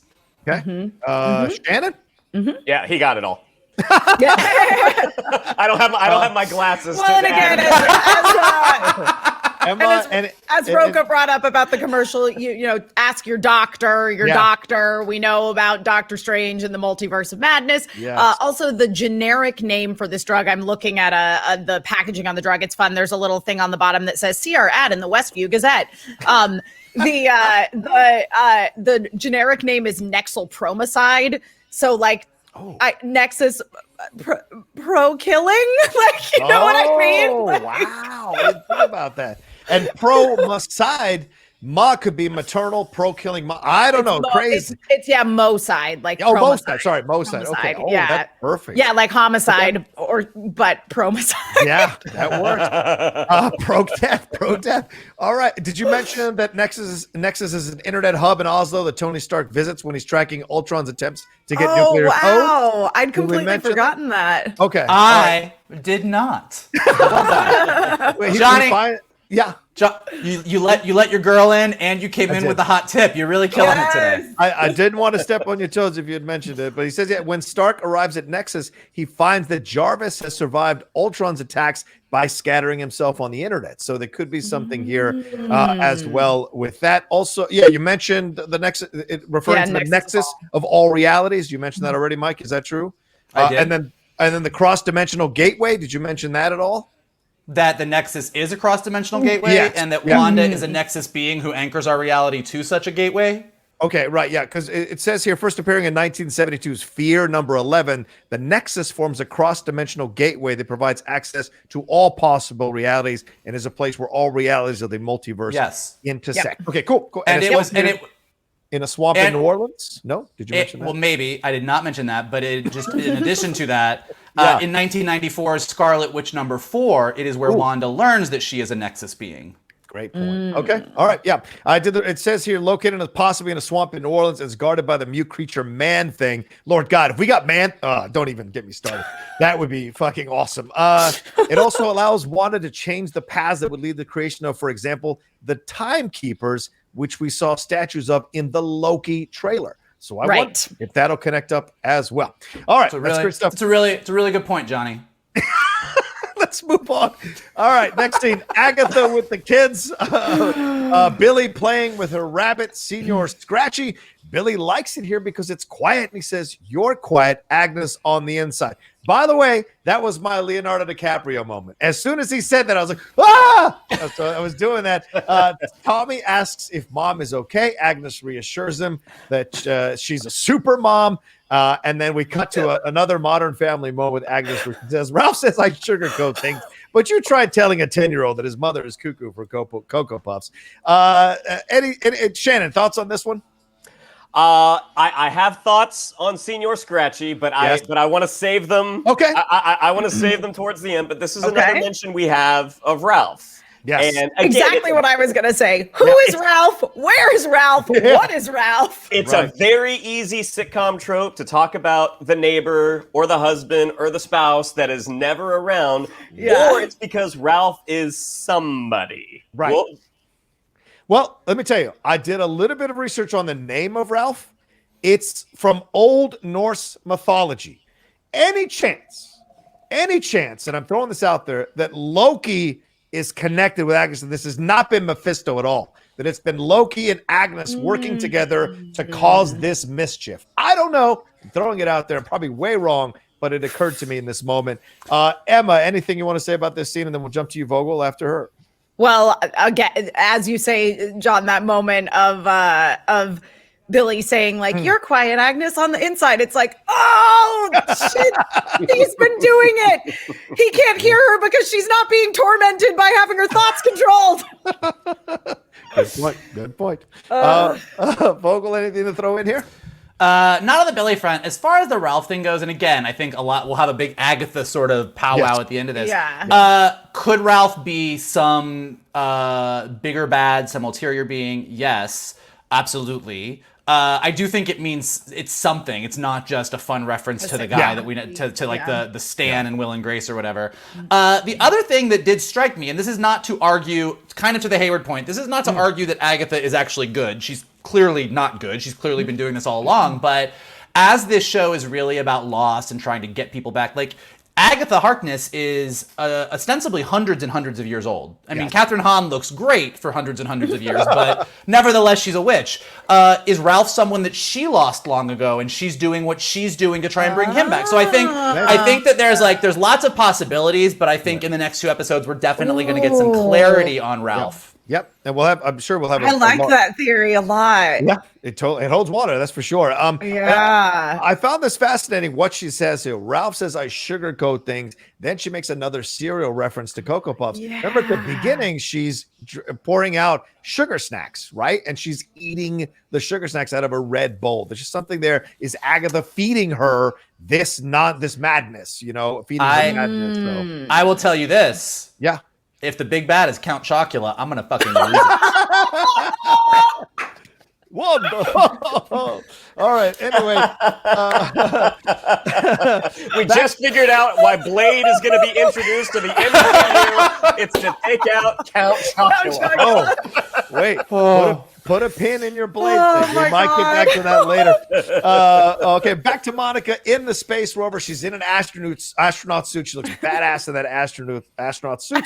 Says this is their last shot to get Wanda out. She drives the rover into the energy field. She can't get through. The rover starts to get rewritten. She jumps out just as the rover gets half swallowed up and then shot out towards the oncoming Jimmy Woo and the other army people there as they run to help her. Monica composes herself and then makes this really powerful decision to go back in. And I love this moment. This is the Jimmy Woo I want to see, not the stumbling joke guy. I want to see the real caring guy. And in that moment, when he screams at her, that's a great acting moment to touch because he really cares for Monica and doesn't want her to get hurt again. But she pushes through. She says she can get through. And this is a phenomenal scene. We see her in the field as these other images of Geraldine pop out of her. We hear a dialogue from Captain Marvel. We hear a man speaking and we see her resisting it. And this is in essence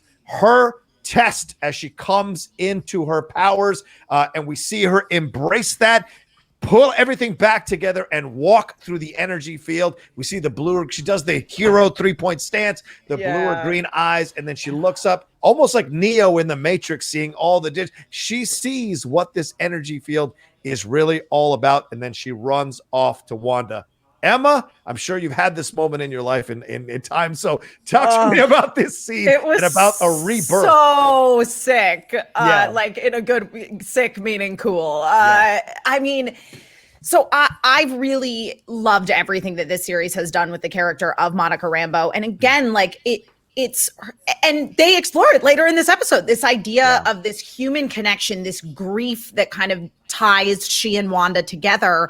And so when she, gets out of the space rover basically and goes, I can get through, like she can get through because she has that strong connection, that real desire to help Wanda, and also because of her molecular structure changing and just like her own emotional stability and the fact that Monica, is now ready to accept her own reality and deal with her grief, which is literally a conversation she ends up having with Wanda later in the episode. She like that as much as anything else is how she is able to hold on to her own reality as she passes through into Wanda's. And it's just unbelievable. Teyana Paris, oh God, she's so great. Right? Michael, we've all, as we watch these superhero movies and TV shows like this, we've all wanted to secretly have that superhero moment in our lives. Talk to me, what was your reaction as you were watching this happen as a new superhero, in essence, is born into the MCU? Well, first off, Marvel does this so well. Like, this is a character that to most people, many people listening to this, because I know we get a lot of comments of people who are like, I don't read the comics, I only watch this. This is a brand new character for them. This isn't, I know Captain America, I've heard of Iron Man, I know who the X-Men are. This is a brand new person who most people have never seen before. Yeah. And in just these handful of episodes, she has rocketed to, I think people want to see her in every movie. Like, she has been such a wonderful character. Now let's talk about good storytelling for a minute. If she went to all this work to get this giant fucking rover. She got in the rover. She put on the spacesuit. It was amazing. If she had driven through that and that had given her powers, we would have ended up in the same place. It would have been fine. We would have been like, yep, we knew she was going to get her powers. Great. The choice to make that not work. We spent 3 episodes. I've got a guy. He's going to build this thing. You built up this thing and it just failed completely. And then the fact that then she made a decision again to just run through that thing on her own, that's great storytelling. We would have ended up in the same place. Yeah. But watching her make that moment, that choice in that moment, is what made us truly fall in love with her for all the reasons that Emma just laid out really, really well. When she runs through the thing, it's awesome. It looks amazing. The guy's voice that you hear is Nick Fury. It's basically the scene. It's basically the scene from Captain Marvel where where Maria Rambeau is saying she's not going to go into space because she doesn't want to leave Monica, and Monica's like, "Mom, you've got to go. You know, maybe I'll come up and meet you halfway." And Nick Fury says, "You can only do that if you glow like your Aunt Carol." And then Captain Marvel is talking, and it's the moment where Captain Marvel says the same thing that she says in the very beginning when Monica Rambeau comes back from the snap, which is you're Captain Trouble. You're Captain Trouble. And when you watch Monica Rambeau's expression, she's struggling. We see different versions of her. We see Maria Rambeau. We see Monica Rambeau as a little girl from Captain Marvel. We see Geraldine. And it's when Brie Larson says the thing about Captain Trouble that a calmness comes over her face and she controls it. And then she comes through and, like Johnny said, she looks up and has her Neo moment where she's seeing everything in a different spectrum. Oh, I see what you did there. All right, Shannon, what do you think of the scene? Did we miss any possible Easter eggs in this scene? No. Okay, so this is the type of scene in not just superhero stories, but any sort of story where someone is it's gonna get me emotional. Yes, good. That's what it was supposed when to do. Someone is choosing to take that next step. The last line that from Danvers, from Captain Marvel, that she hears is, "Your mom's lucky." When they were handing out kids, they gave her the toughest one. Yeah. Oh my God. But to and again, I've had some emotional stuff recently. But to see a character make that choice she doesn't know when she steps and she's like, I can make it. Yeah. But she doesn't know, and that's why she has to work so hard to get through it. And that last line, it's just so freaking powerful. And when you get that blue light in her eyes, and you can suddenly, as you said, Johnny, it's like she can see the Matrix. She can see how this world actually is. It's like, it's just really, really, really moving storytelling. Yeah, that's a great point you bring up, Shannon.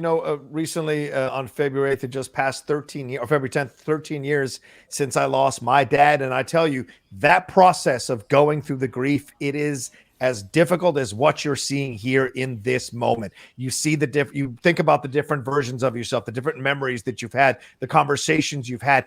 Going through it is one of the hardest things you can do. but you are transformed once you go through the grief. You are a different person. I am not the same person fully that I was before my father passed. I'm different. It changed me in a positive way. And for her, this is her confronting the grief. And as Emma mentioned, she's going to bring this up to Wanda later, but she knew she had to go through this and to get to Wanda, because she's coming from a heroic point of view. She knows Wanda's in trouble. She knows Wanda is suffering through grief. She wants to reach out to Wanda and help her, much like Vision sacrificing pieces of himself in his own death, coming through the energy field, was doing to get people, to help the people, the residents of Westview. So very powerful and resonant moment. I saw something. I want to see what you guys think. One of the people who's doing a little bit of analysis on this, I saw this, it really caught my eye, that Monica's journey through the Hex pays a little homage to the special effects technique that Robert Zemeckis used in the wormhole sequence in Contact, and where versions of Jodie Foster's face appear to ghost out from her body, voicing her eternal thoughts and memories. And then before she comes through, she's okay and good to go. And remember, Ellie Arroway in Contact, that's the character Jodie Foster plays, is a woman who has lost her family but suppresses her grief and feels all alone in the universe. So very interesting possibilities here. That person went on to say that he thought maybe that's an allusion to the fact that we might get Matthew McConaughey at the end of the show, but I don't know if that's a possibility. But a Matthew McConaughey Mephisto would be. By the way, First of all, that would be amazing. But second of all, here's like, this is me. You're like, I'm like, oh, Contact. This is that literally. I'm like, yeah. Like what? Like wait, whoa. All right. I'm Mephisto. I was going to say, you just have to go, all right. And then you summon Matthew McConaughey. So 3 times. Well, he's good enough to play Mephisto. We'll see. All right. Anyway, back to Darcy and Vision. Darcy explains the events of Infinity War and Endgame. By the way, my girlfriend looks at me and she goes, this is what we're going to discover, right? Yes. When we do the MCU watch along, you will get it. We see the red lights. Then the crew comes in. Oh my God. The light, which becomes obvious. We cut to Vision in a director's chair. I didn't know I needed this till I saw it, and it was so perfect. A la Modern Family. He says that Wanda is creating these impediments to keep him from returning home, and he's not amused. And then we get more of the conversation about how his original code dates back to an AI called Jarvis. His corporal form was born from Ultron's plan for global genocide. What am I now? And Darcy says, well, I'm a STEM type of lady, and she just can't. And so she thinks that Wanda brought him back to life, but she can't understand why he can't leave the Hex. And then, sensing his sadness, says, listen, I've been watching you guys for the last week, and the love you two have is real. You belong together. And I think almost on cue, we see the kids going across as well to stop them from moving forward. So Emma, talk to me about this whole scene here. Well, first of all, this is classic comedy rule of 3, where you start with the traffic light, then you have the construction crew come in, and then you heighten it again by having the kids come across the street. Randomly out of nowhere, kids. It was brilliant. It was not lost on me. That is classic comedy writing right there. Yeah, and then again, like the whole Darcy and Vision on their quest to return home. Again, Vision is a superhero. He can fly, yet he's driving in a funnel cake truck, which is great comedy unto itself. But again, it does boil down to that idea of, because we've seen for the past few episodes this sort of rising conflict between Wanda and Vision. And so now we have Darcy on this journey to try to get Vision back to Wanda, and like truly believing that it is the right thing to do. And reminding Vision, like, listen, I know that this is crazy and it can be maybe hard to accept because there are all these people that are under some sort of mind control, but like Wanda really does love you. Like the two of you are really in love, and like and sort of that idea of like that. So everything is going to be okay because that's the most important thing. Yeah, true. Good lesson. What do you think, Shannon, about this whole scene here? When the MCU first started, they did these things called Marvel one-shots, which were just these Oh, little right. shorts that you would get Yeah. on the DVDs. Yeah. Those were great. I mean, and that's what the Agent Carter series was Yes. actually born from. Right. I understand that they have a lot on their plate right now, that they don't need anything else. But literally what I wrote as I was watching this is just like, Vision and Darcy's, the rest of their road trip. I'm like, Yes, what a great I watched. Marvel one-shot. Yeah. Where it's just this comedic sequence of Darcy catching him up, not just on the events that preceded everything that's happening to him with Wanda, but like just in general. Like, oh, this is what else has been happening in the world. That would be awesome. And seeing the red light when Darcy calls that out, like, wow, a lot of red lights in the sticks. And the crew shows up, these children like out of nowhere. Yes, this was just really, really, really fun storytelling, but also Vision thinking, this is Wanda keeping me away, and we as an audience are learning to know, like, actually it's not her. Right. Mike?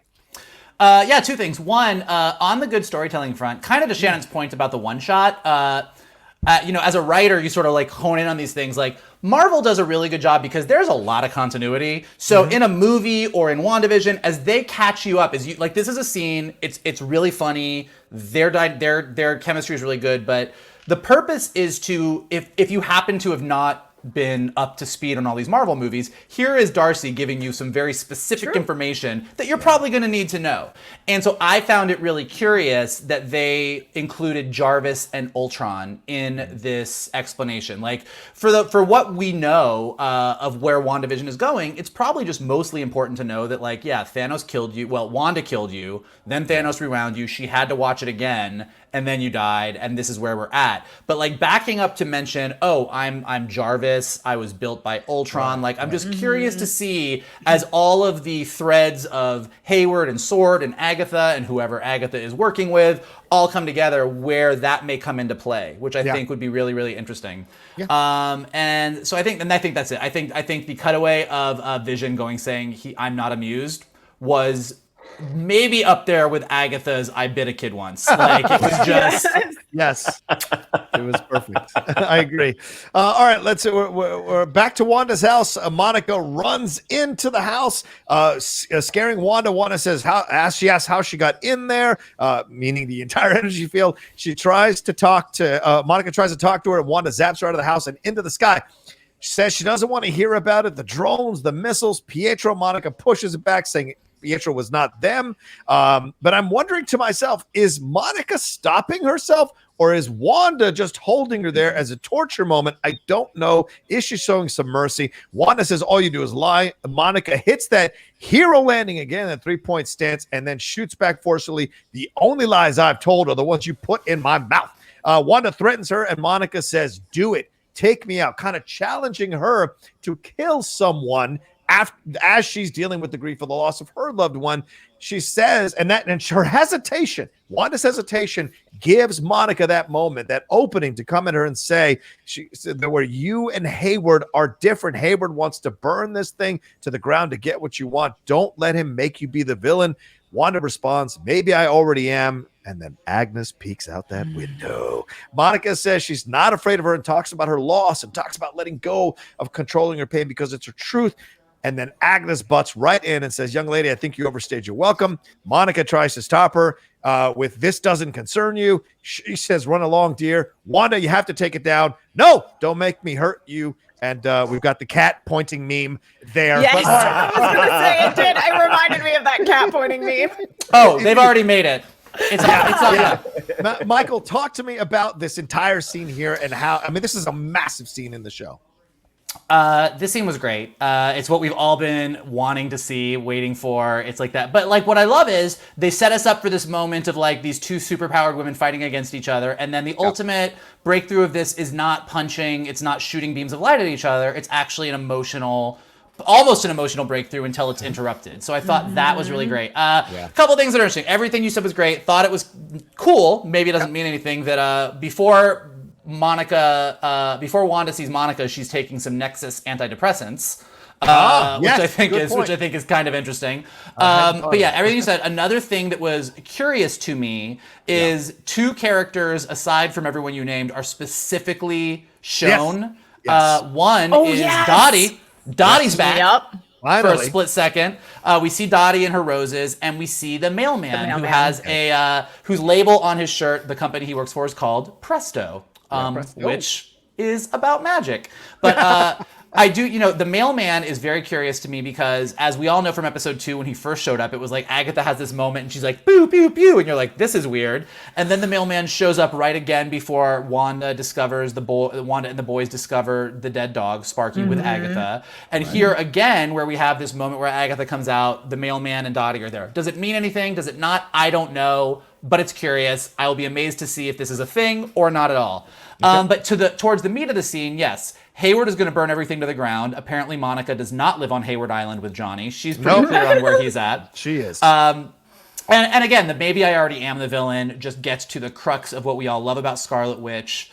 And then, Monica's speech to, I love a moment where you go, this would have worked. Like, you're watching this and Monica reaching out to Wanda and saying, I lost the person closest to me too. It's the worst thing that happened to me. I can't change it. I can't control it, which is what Wanda is 1,000% trying to do here. Yes. And I don't think I want to because it's my truth. Right. And in this show that is, Westview itself is not true. This is all an illusion. And in a show where we each week argue about what's true, what's not true, what's the latest theory, Monica kind of comes through with this speech that just cuts through all of it and says, my grief is horrible, but it's true. It's real. Yeah. It's a real thing. And so it is what it is, and I have to accept it. And right then, Agatha shows up and just in that super condescending young lady, you don't belong here. Right. Why don't you run along now, dear? Like, just super condescending, and you just see Wanda sort of fall back under this spell, for lack of a better word, and just kind of like go back, and then kind of threatens Monica again. Go away! Don't make me hurt you. Don't make me do this. So it's like what I love about it is there it is. There's the cat meme we love.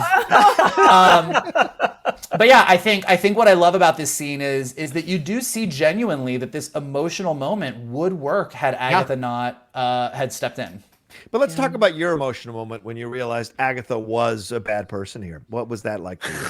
Was that a difficult thing what was your emotional journey through this? Honestly, you can save this moment because it really, even at this moment, I was like, okay, this was the moment where I was like, I think Johnny might be right, but we'll see. It really wasn't until that we were in Agatha's apartment in a scene or two where like there was the fly on the wall and she was like the kids were in the basement and I was like, well, shit.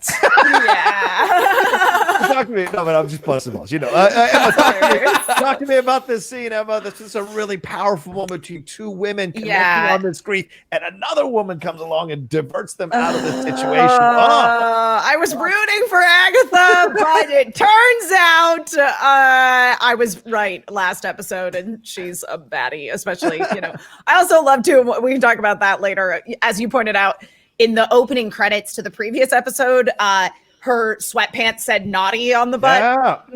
Not a coincidence. Not a coincidence.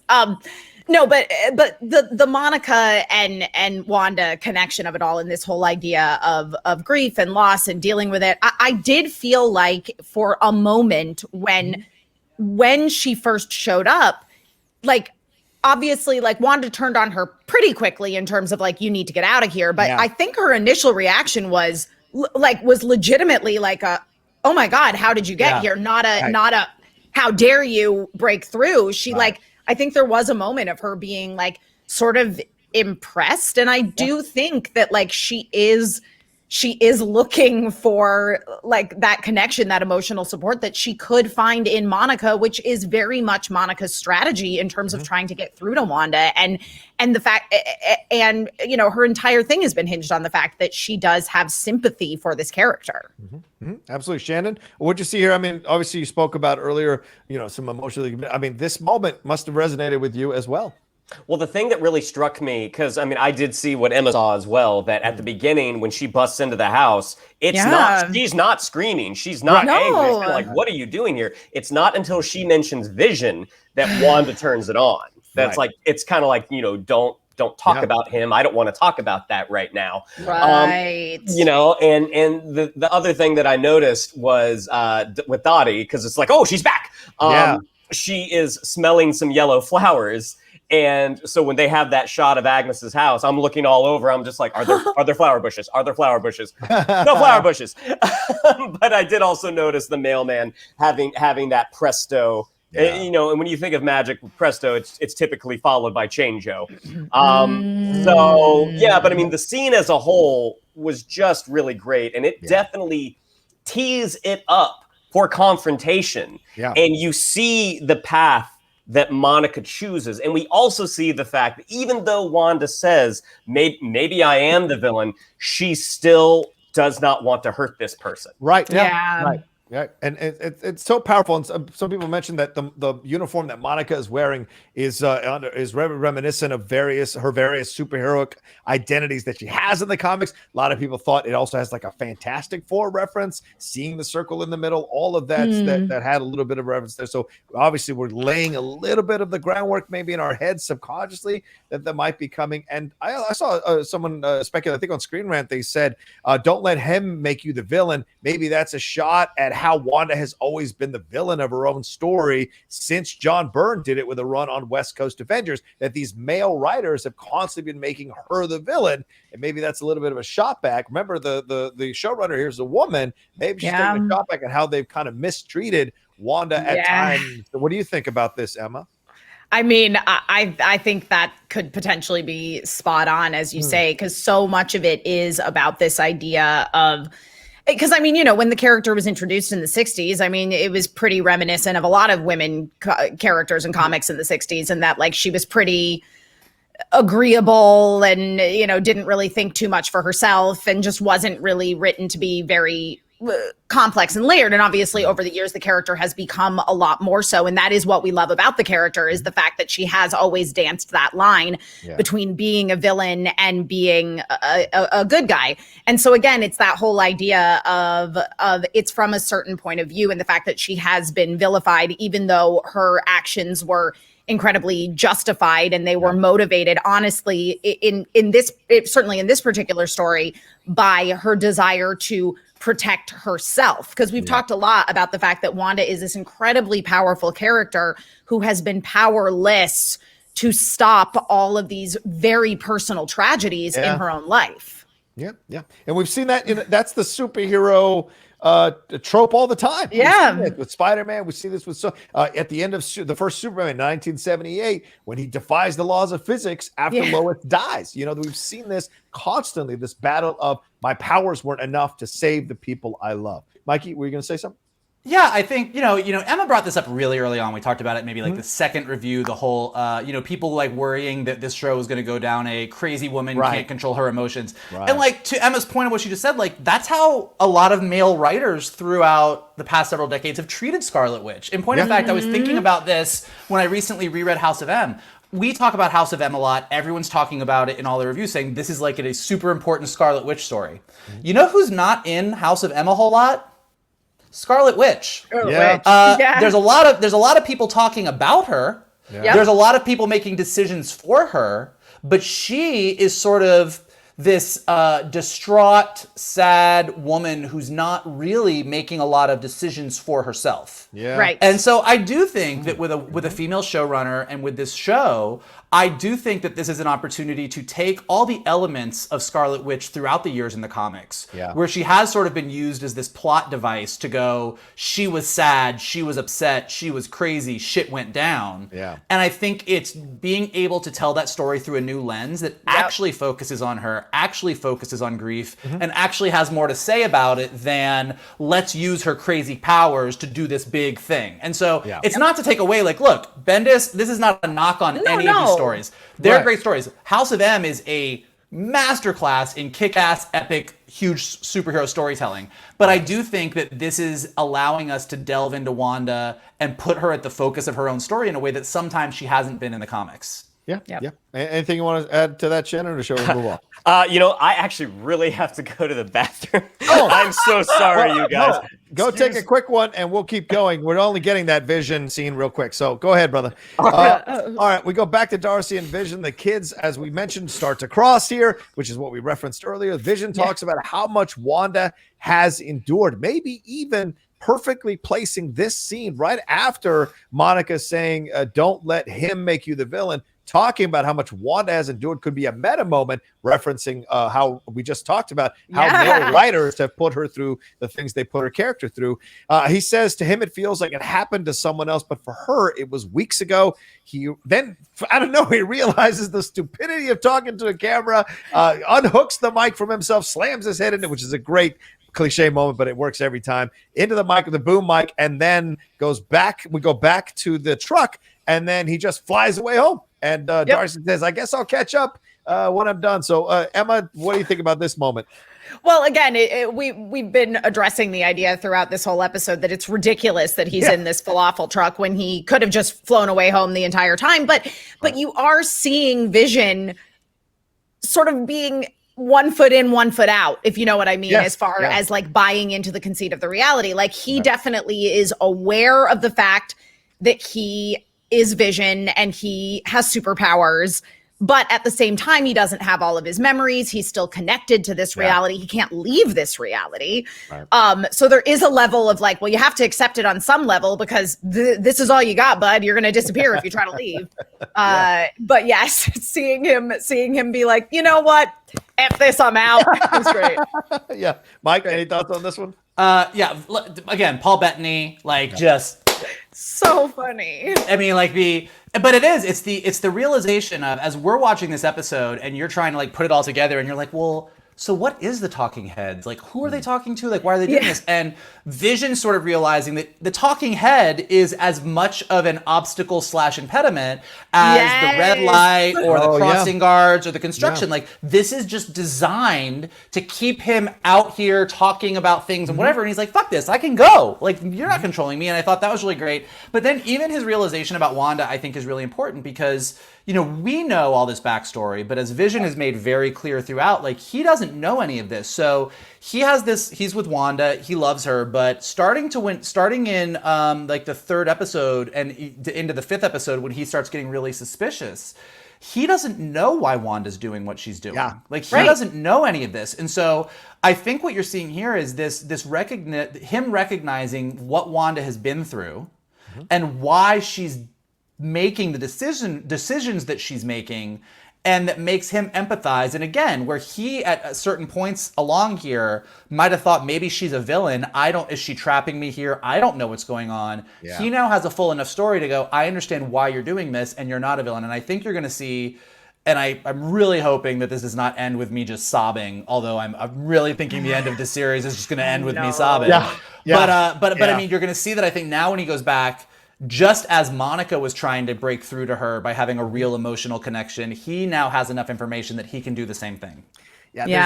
What Darcy said earlier in the episode, where she says, you two belong together. There's just something to that line that kind of is making me think that we're going to be in some deep pain by the end of this episode, in this season, rather. Shannon, I know you stepped away to use the restroom. Any thoughts on this? Vision talking about what Wanda has endured, knocking the mic, and then taking off, flying away from this thing. Yeah, I mean, I can't imagine that I can say anything better than Mike and Emma have already said. But I will say the Paul Bettany SWAT at the boom mic. I don't know after this series if we're gonna have more Vision. I certainly hope we do. But if we don't, I sure hope Paul Bettany does more comedies. That's a fair point. It's a fair point. And if this is his farewell, it's a great farewell so far. All right. Now, lastly, let's get to the scene. Agnes walks into her home, gets her some tea. Some tea. Interesting. Isn't that what they used in Get Out as well? Where you're stuck in the... Anyway, just throwing that out there. Wanda notices the kids are not there, and Yo Gabba Gabba, of all things, is on the TV, and they're doing the jumpity jump song, which of course is she jumping into other multiverse situation. We shall see. She Wanda asks where the twins are because she sees the half-eaten sandwiches and the drinks and whatever. And oh man, Agnes says, "Oh, they're probably just playing in the basement." Well, Wanda opens the basement door, and it opens with that old school 50s monster movie sound of opening an old door.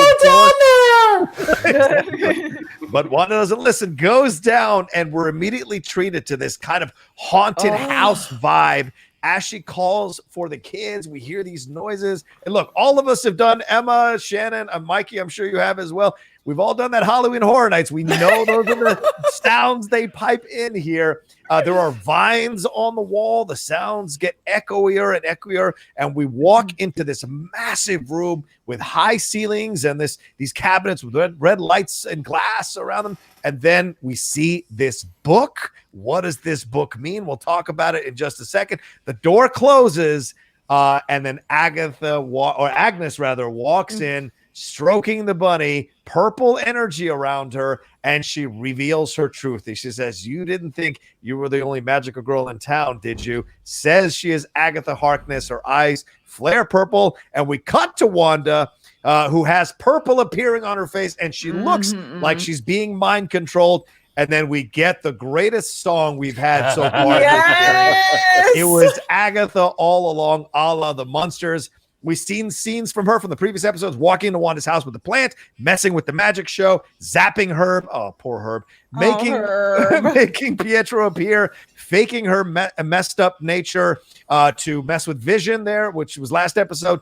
Then being the person behind the camera who was saying to Wanda, maybe you deserve this. This is what you deserve. And then she says she killed Sparky too. And the cackle all over the place. So listen, I'll go to Emma first and then we'll swing back to Vogel. But talk to me, Emma, about this moment as you were watching it go down. Okay, so I knew it for sure when Billy had said, "You're quiet, Agnes." I was like, okay, all right, I know what's about to go down. So then when Wanda went into the basement, you've got the purple energy all around. It's very like old school House of Horrors, which was an old attraction we used to have at Universal that closed a number of years ago. So I was like, oh boy, here we go. I was glad that like we didn't find the children being like tormented in the basement, but I'm still really worried about the kids. Like, do they even exist anymore? Because technically Wanda like created them, but I think that again, they are sort of like essential to whatever Agatha's plot is, this whole idea of like Nexus children, etc. I mean, I was not surprised by the time we got to the end of this episode, but all the same, that song the song is everything, right? Because it's like Agatha's clearly an antagonist, but you're like, oh, this song is so catchy. I love it. I would totally watch the series Agatha All Along, which is like more of like a Munsters series about a witch kind of, I don't know. Plus that's Kathryn Hahn singing. So it's perfect as well. Yes. Oh my God. About it. All right, Michael, take us through your emotional journey as it was confirmed that it has been Agatha. For now, it has been Agatha Harkness all along. Yeah, so I like much like Johnny over on Hayward Island. I was hanging out in Agatha Cove. Look, you get into the house. I thought it was interesting that until she sees the half-eaten sandwiches in Yo Gabba Gabba, it's almost like Wanda has forgotten about her children. Yes! Yeah. Which does really harken back to the comics and the way that when she wasn't around or when she was distracted, the kids ceased to exist. So I think that there's an interesting element to that. Yes. As soon as the fly was on the wall. It really was the fly on the wall. Like whatever hope I was holding out that maybe Johnny was wrong and I was right, there was that giant-ass fly on the wall and I was like, well, shit. That is a pretty clear indicator. And when she goes into the basement and you see the reveal, it was like, but the great part about it is, again, in a lesser show, something that we all were assuming from the trailers being confirmed in episode 7, you would go, well, I feel this is lame. And it was such a great, I was like, it was like getting to the top of a roller coaster And as soon as she walked down to the basement, you're like, here we go. Yeah. And everything about like the creepy haunted house vibe to like just all the vines and everything. The book, the orange glowing book, which we'll talk about in a second. Yeah. And then the way that Agatha kind of, granted it's purple instead of red, but what she did to Wanda is almost exactly what Wanda did to the Avengers in Age of Ultron. It's that witchy sort of take control of the power. So all done amazing. My main thing, and we'll go around and talk about it, and we'll talk about the book and what we think it means, but what I was saying earlier about tracking Agatha, we know Agatha's the bad guy, but when you look at each of the things that Johnny went through of giving the plant, the magic show, Herb, Pietro in the car, my big question, once I got past my shame of being wrong, was actually well, okay, great. I was wrong. Agatha has been the antagonist thus far, whether we find out that there's more to it in the next 2 episodes. What was her exact motivation? What was the goal with Herb? What was the goal with the magic show? What was the goal with Pietro? And like really trying to track like what she's doing. And that's where I kind of got to you can sort of see where the goal was to bring Wanda and Vision closer together. And then when it kind of diverged into, I need Vision out of the way, I've got the kids, which I thought was really interesting. Yeah, for sure. Shannon, take us through this scene and hit any Easter eggs you'd want, my man. What did you think about this whole reveal and how it all happened? So first, that fly and drapes or cicada or whatever that flying insect is, one of Mephisto's first appearances in the comics was as a fly. Ooh. And the fact that it's one fly sitting there watching Wanda. And a big fucking fly. Yeah. Huge. One solitary fly. So then that's when we see Senor Scratchy. So Old Scratch is a name for the devil. It is also the name of Agatha Harkness's son. Right. Nicholas Scratch. And the fact that the rabbit is caged, and it made me think of episode 5 when Agnes, after the twins grow up, after she says, kids, they never do what we want them to do. Like they whatever she said, basically like even when we want them to, they don't do what we want them to do. So the fact that you have a rabbit named Scratch and her son is Nicholas Scratch, and it is in a cage where she is controlling him, I was like, oh my gosh. So maybe Pietro's not Mephisto, maybe he's actually her son. Mm-hmm. So then as she goes down on one of the pillars, you got to pause it. There is a devil face on one of those pillars in the center of that room. And judging from, and this is, I don't think I'm right here, but this made me think of Nexus, because I'm like, this stuff has been there for a while. This is not brand new.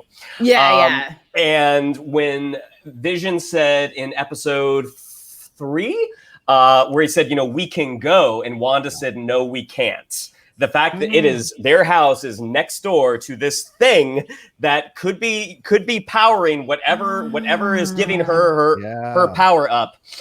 And something that I thought was interesting with Agatha when she says, Agatha Harkness, nice to finally meet you, dear. So we know that she is an antagonist. I still don't think she is in control, because as we go into that flashback in the 50s set, we see her fly in with what is probably her traditional witch costume. She transforms into the 50s dress. That's the first time Agnes meets Wanda. So I'm kind of like, okay, she is not the one who has set this in motion. There is still somebody else behind the curtain. Okay. Is it Mephisto? I don't know. But then, one, we know bad guys lie. Also, we know, if there was any doubt at this point, bad guys also kill puppies. So when she cackled that she had killed Sparky, it's like, okay, not only are you an antagonist, you are definitely a villain. Yeah. All right, so let's get into I love this scene. This was so great. The way it was presented, the way it was done was just perfect. And I mean, when she killed Spark, I was like, yes, I had a feeling. So it was great to have that little explanation. But I think I agree with Shannon. I think, and Michael responded to this too in our text threads with each other. Like, there may be more here, and you might be right. There may be more here. Is she being controlled to control Wanda? I don't know what the end goal here is too. Yeah, I think that she's being controlled to control Wanda necessarily, so much as she would be working with another entity to control Wanda. So, I had a thought. Well, I had a thought watching it. So first, that orange book, that orange glowing book, clearly let's important. jump into As has been pointed out on Twitter, if you go watch Doctor Strange, when Doctor Strange goes to the library where he meets Wong, there's a shelf where there's a book missing. Yep. Perhaps this book looks like it belongs there. Clearly a magic book. If someone is using magic like that, Doctor Strange had better fucking show up because this is his job. Right. On this planet. Yeah, you're right.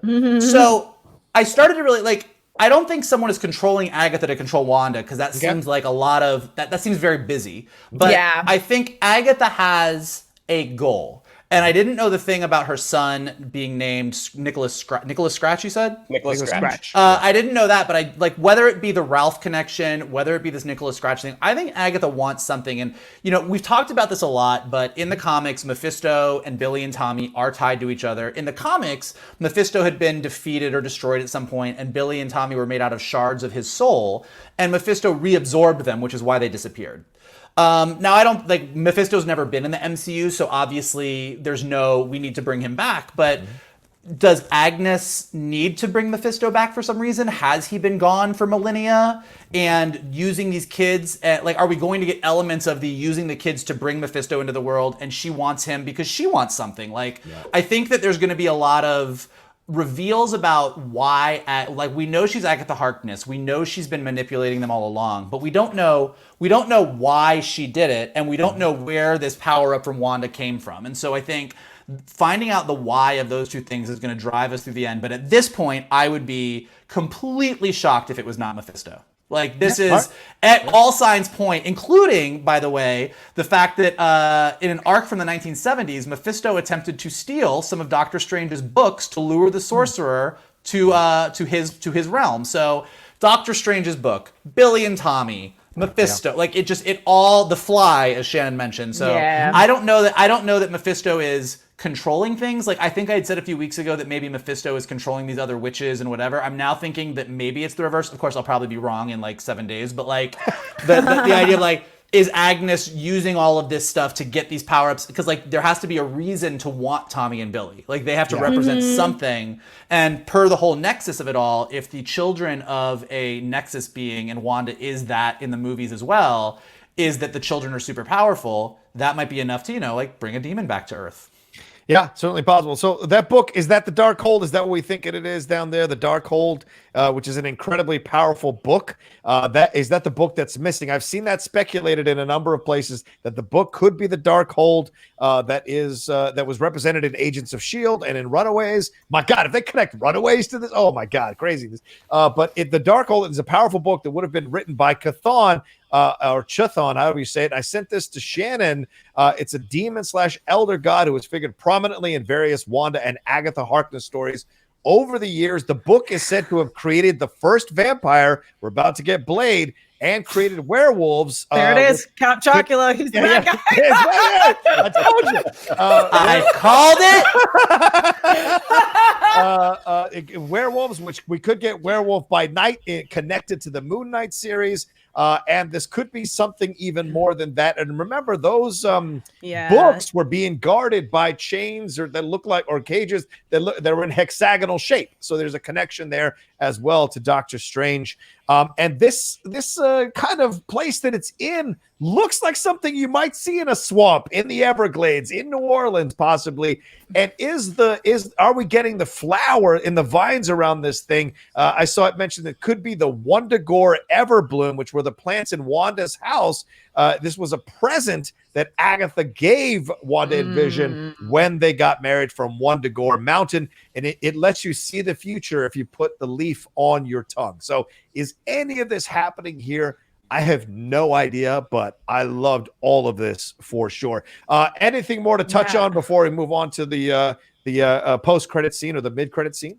To the Darkhold of it all, as you said, it's in Runaways and it's in Agents of S.H.I.E.L.D. And the book in those two series, it's the same book that they use. It looks like it. Yeah, that's what I was going to say. It does not look like this book. The book in the TV shows, it literally says in kind of, old fancy font, it says Darkhold on the front.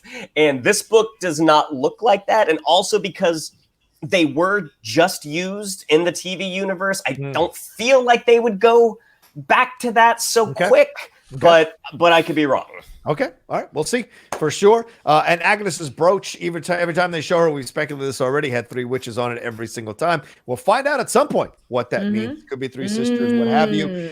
All right. See Monica go. So we get to this mid-credit scene. First mid-credit scene we've had the whole series, which of course makes it feel like, okay, now we're connecting up into the MCU movie. Which always have these poster mid-credit scene. Monica is running around the house. We see that it reads 2804. Which is 2804. It's the day Julius Schwartz died, and he had created the Justice League of America, which may have been the inspiration for Fantastic Four. I think that's a way out stretch, but who knows? Maybe. But Monica comes around to those outdoor basement doors that we've seen. She opens them up, and then Pietro says, "Snooper's gonna snoop." And then purple flares on Monica's eyes. So is Monica now going to be? No, it's the blue. It's blue. It's the blue. I saw purple, boys. The purple is in the roots. It's in the roots, which we don't see when Wanda's down there. We don't see purple in those roots. So going with the fact that Monica can actually see the energy of the town, the fact that she's seeing the purple magic go through those roots when she turns to Pietro and her eyes are blue, I think she's seeing Pietro in what his true form is. Okay, so disagree with both of you. I'm in the middle. I went back and watched it because I also thought that the purple in her eyes meant that she was being controlled. Pietro was controlling her the way that, but I do think it is purple in her eyes, but it's purple before she turns to see Pietro. Like, she opens the thing, she looks down, she sees the purple magic glowing off the vines. Her eyes are already purple, and then she turns and Pietro says, like, Snooper's gonna snoop or whatever he says. Right. So I'll be curious to see if she is under control or not when we get to next week's episode. I also think Pietro showing up again at this point is really so 2 things about the Pietro of it all, which is, one, what is he? Who is he? Is he the bunny? Is the bunny Agatha's son / familiar who can take other forms, and he's Nicholas Scratch is pretending to be Pietro? Whatever the reason is, there's still a why to why they chose the Pietro from the other universe. So I do think that's still going to be interesting to see how they explain it, because it seems at this point it's not just Pietro from the Fox universe. I mean, there's a lot more going on here. So I think the mystery of Pietro is something that is going to be fun to unravel over the next 2 weeks. Yeah, and I wonder if, and the thing is, purple is what? The combo, isn't that the combo of red and blue? Mm-hmm. Yeah, so red, Wanda, blue spectrum here, or whatever she's going to choose to call herself, Monica, when she embraces her powers fully. Purple is the mixture of both. So I think we're setting up this great battle between these 3 ladies, and then whatever Vision's role is going to be in that, it's going to be stellar. Let's speculate what we might be seeing over these last 2 episodes. What do you anticipate is going to happen? Mike, what are your first thoughts when you think about what we might be getting here? Well, so without knowing what the fuck is really going on, because none of us do, like, I think a couple things. So Vision and Wanda will get reunited.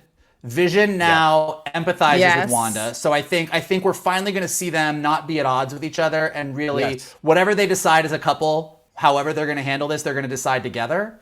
I think that obviously the fate of Billy and Tommy, the fate of their children, is going to be key to whatever Agatha's plan is, and possibly Mephisto. I'd say like 90% Mephisto. I'd be shocked if it wasn't. I think that Hayward's plan to do whatever he's going to try and do to Westview, and Agatha / Mephisto's plan to do whatever they want to do to the kids / Wanda and Vision are going to sort of collide. And I think Darcy and Jimmy and Monica are going to be in the center of all of it, and we're going to see Monica really level up her powers. So I think that's all. None of that is shocking. I think the fun of it, is going to be seeing how it all connects together, how it weaves together. And like I said, as you look at what the point of the show is and what the show's message is on grief, and you can kind of tell because Monica is the character that seems to be the most honest with where she's at and how she's feeling.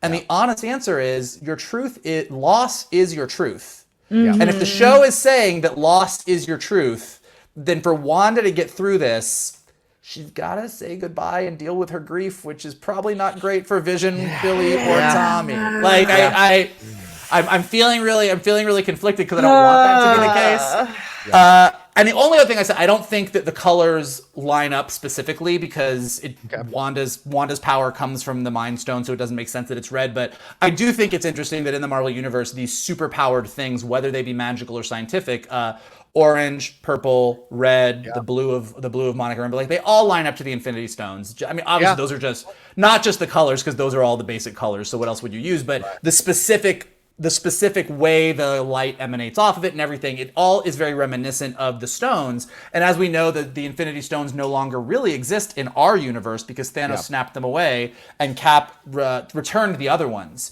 So in a universe that doesn't have Infinity Stones and you have all these superpowered beings that are tied to the stones running around, I think that's going to be interesting to see as everything is explained as well.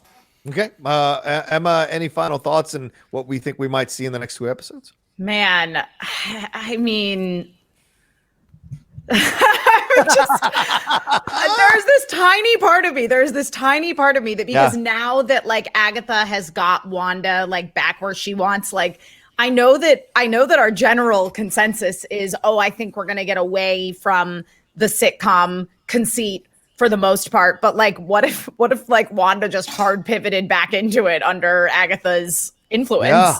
Yeah, what would be the 2010s sitcom they'd have? I wonder. I want to see Vision, Wanda, Darcy, Jimmy, and Monica in like a Road Rules challenge, just getting in that truck. Let's get the fuck out of Westview, guys. Like that's what I want. Could be survival. Why not? Yeah.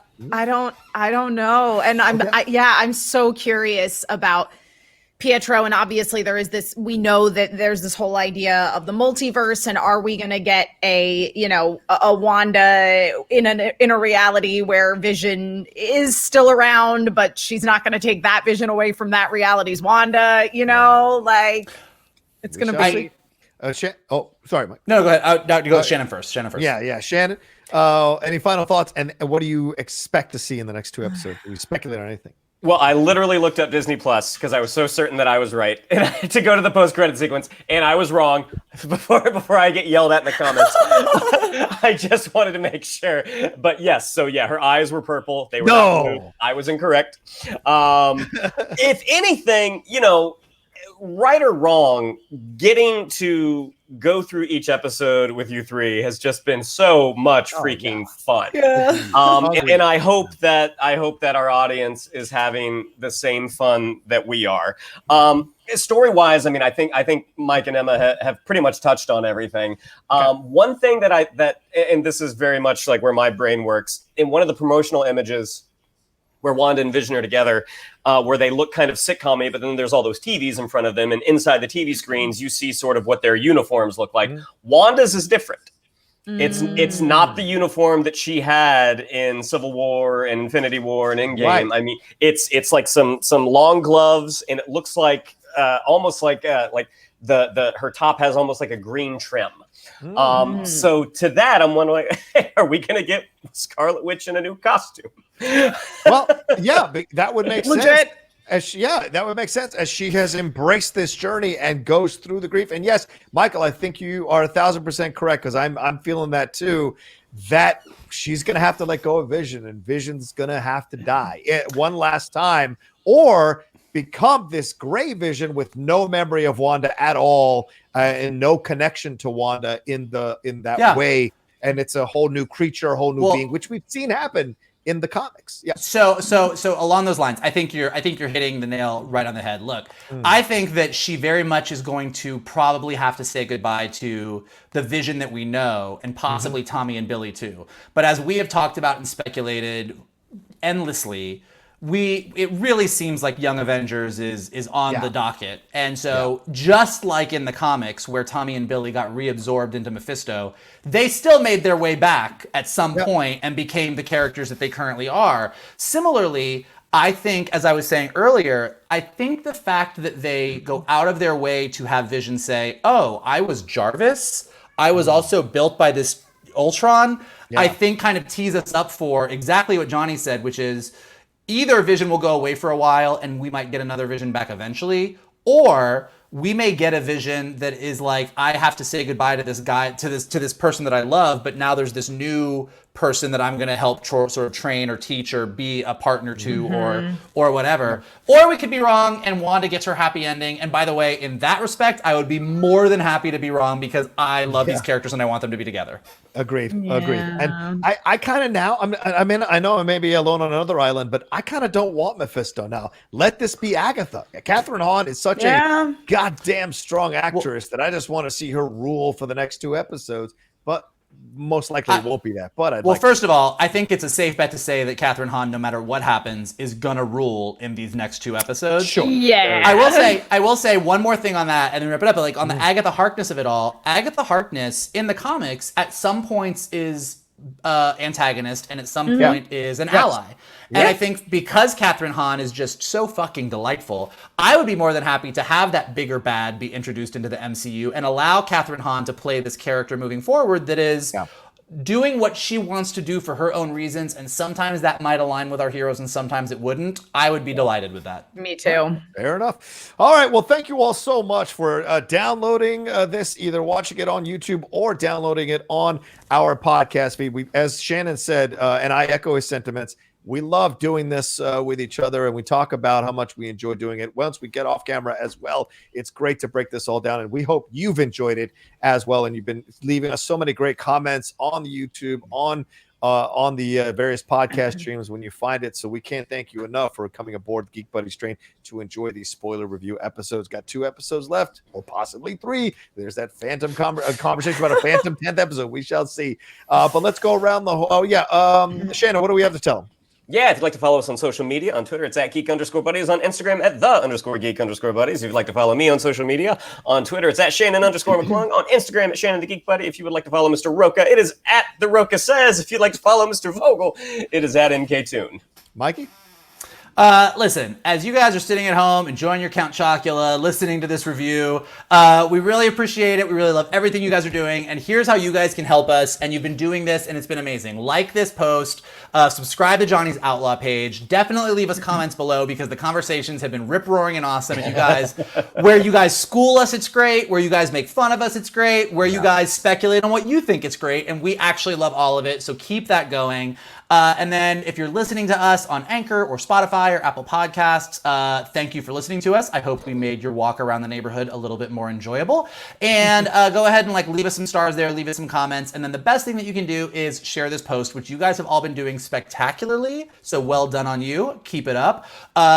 Spread this post around. A lot of you have been saying this is your favorite WandaVision review because we go so deep, and because we are at 2 hours and 10 minutes. This is the deepest we've gone. So definitely share this around, spread the love. And we enjoy all of this, and check out our other amazing Geek Buddies content on the Outlaw Nation page. Absolutely. And once again, a very massive thank you to Emma Fyffe for joining us for this review. We love having you, Emma. Emma, please tell people where they can find you and what you got going on. You can find me all over the internet at my name, Emma Fyffe, wherever Emma Fyffes are sold, Twitter, Instagram, Twitch. You can also find me hosting The Download on Ven.tv, 10 a.m. Pacific time, Monday through Friday, with a rebroadcast at 6 p.m. And the VODs also live on Ven.tv if you don't have the ability to watch them when they are actually broadcasting. I've been streaming on my Twitch channels on Thursdays at 6:00 p.m. Pacific. That's twitch.tv/Emma Fyffe. Took a break from my regular Thursday streams last week to start the demo of Project Triangle Strategy, which is a working title. It was released right after the Nintendo Direct, and I wanted to check it out. So Come join me over there. It's really fun. There you go. Go and support everything Emma is doing. She's fantastic. Wherever all Emma Fyffes are sold. Thank you all so much for joining us. And, we'll talk to you next time as we dive into season 8 and for a spoiler review here from season 8. Sorry. Episode 8. Episode 8 of season 1 as we hear from the Geek Buddies. Hey!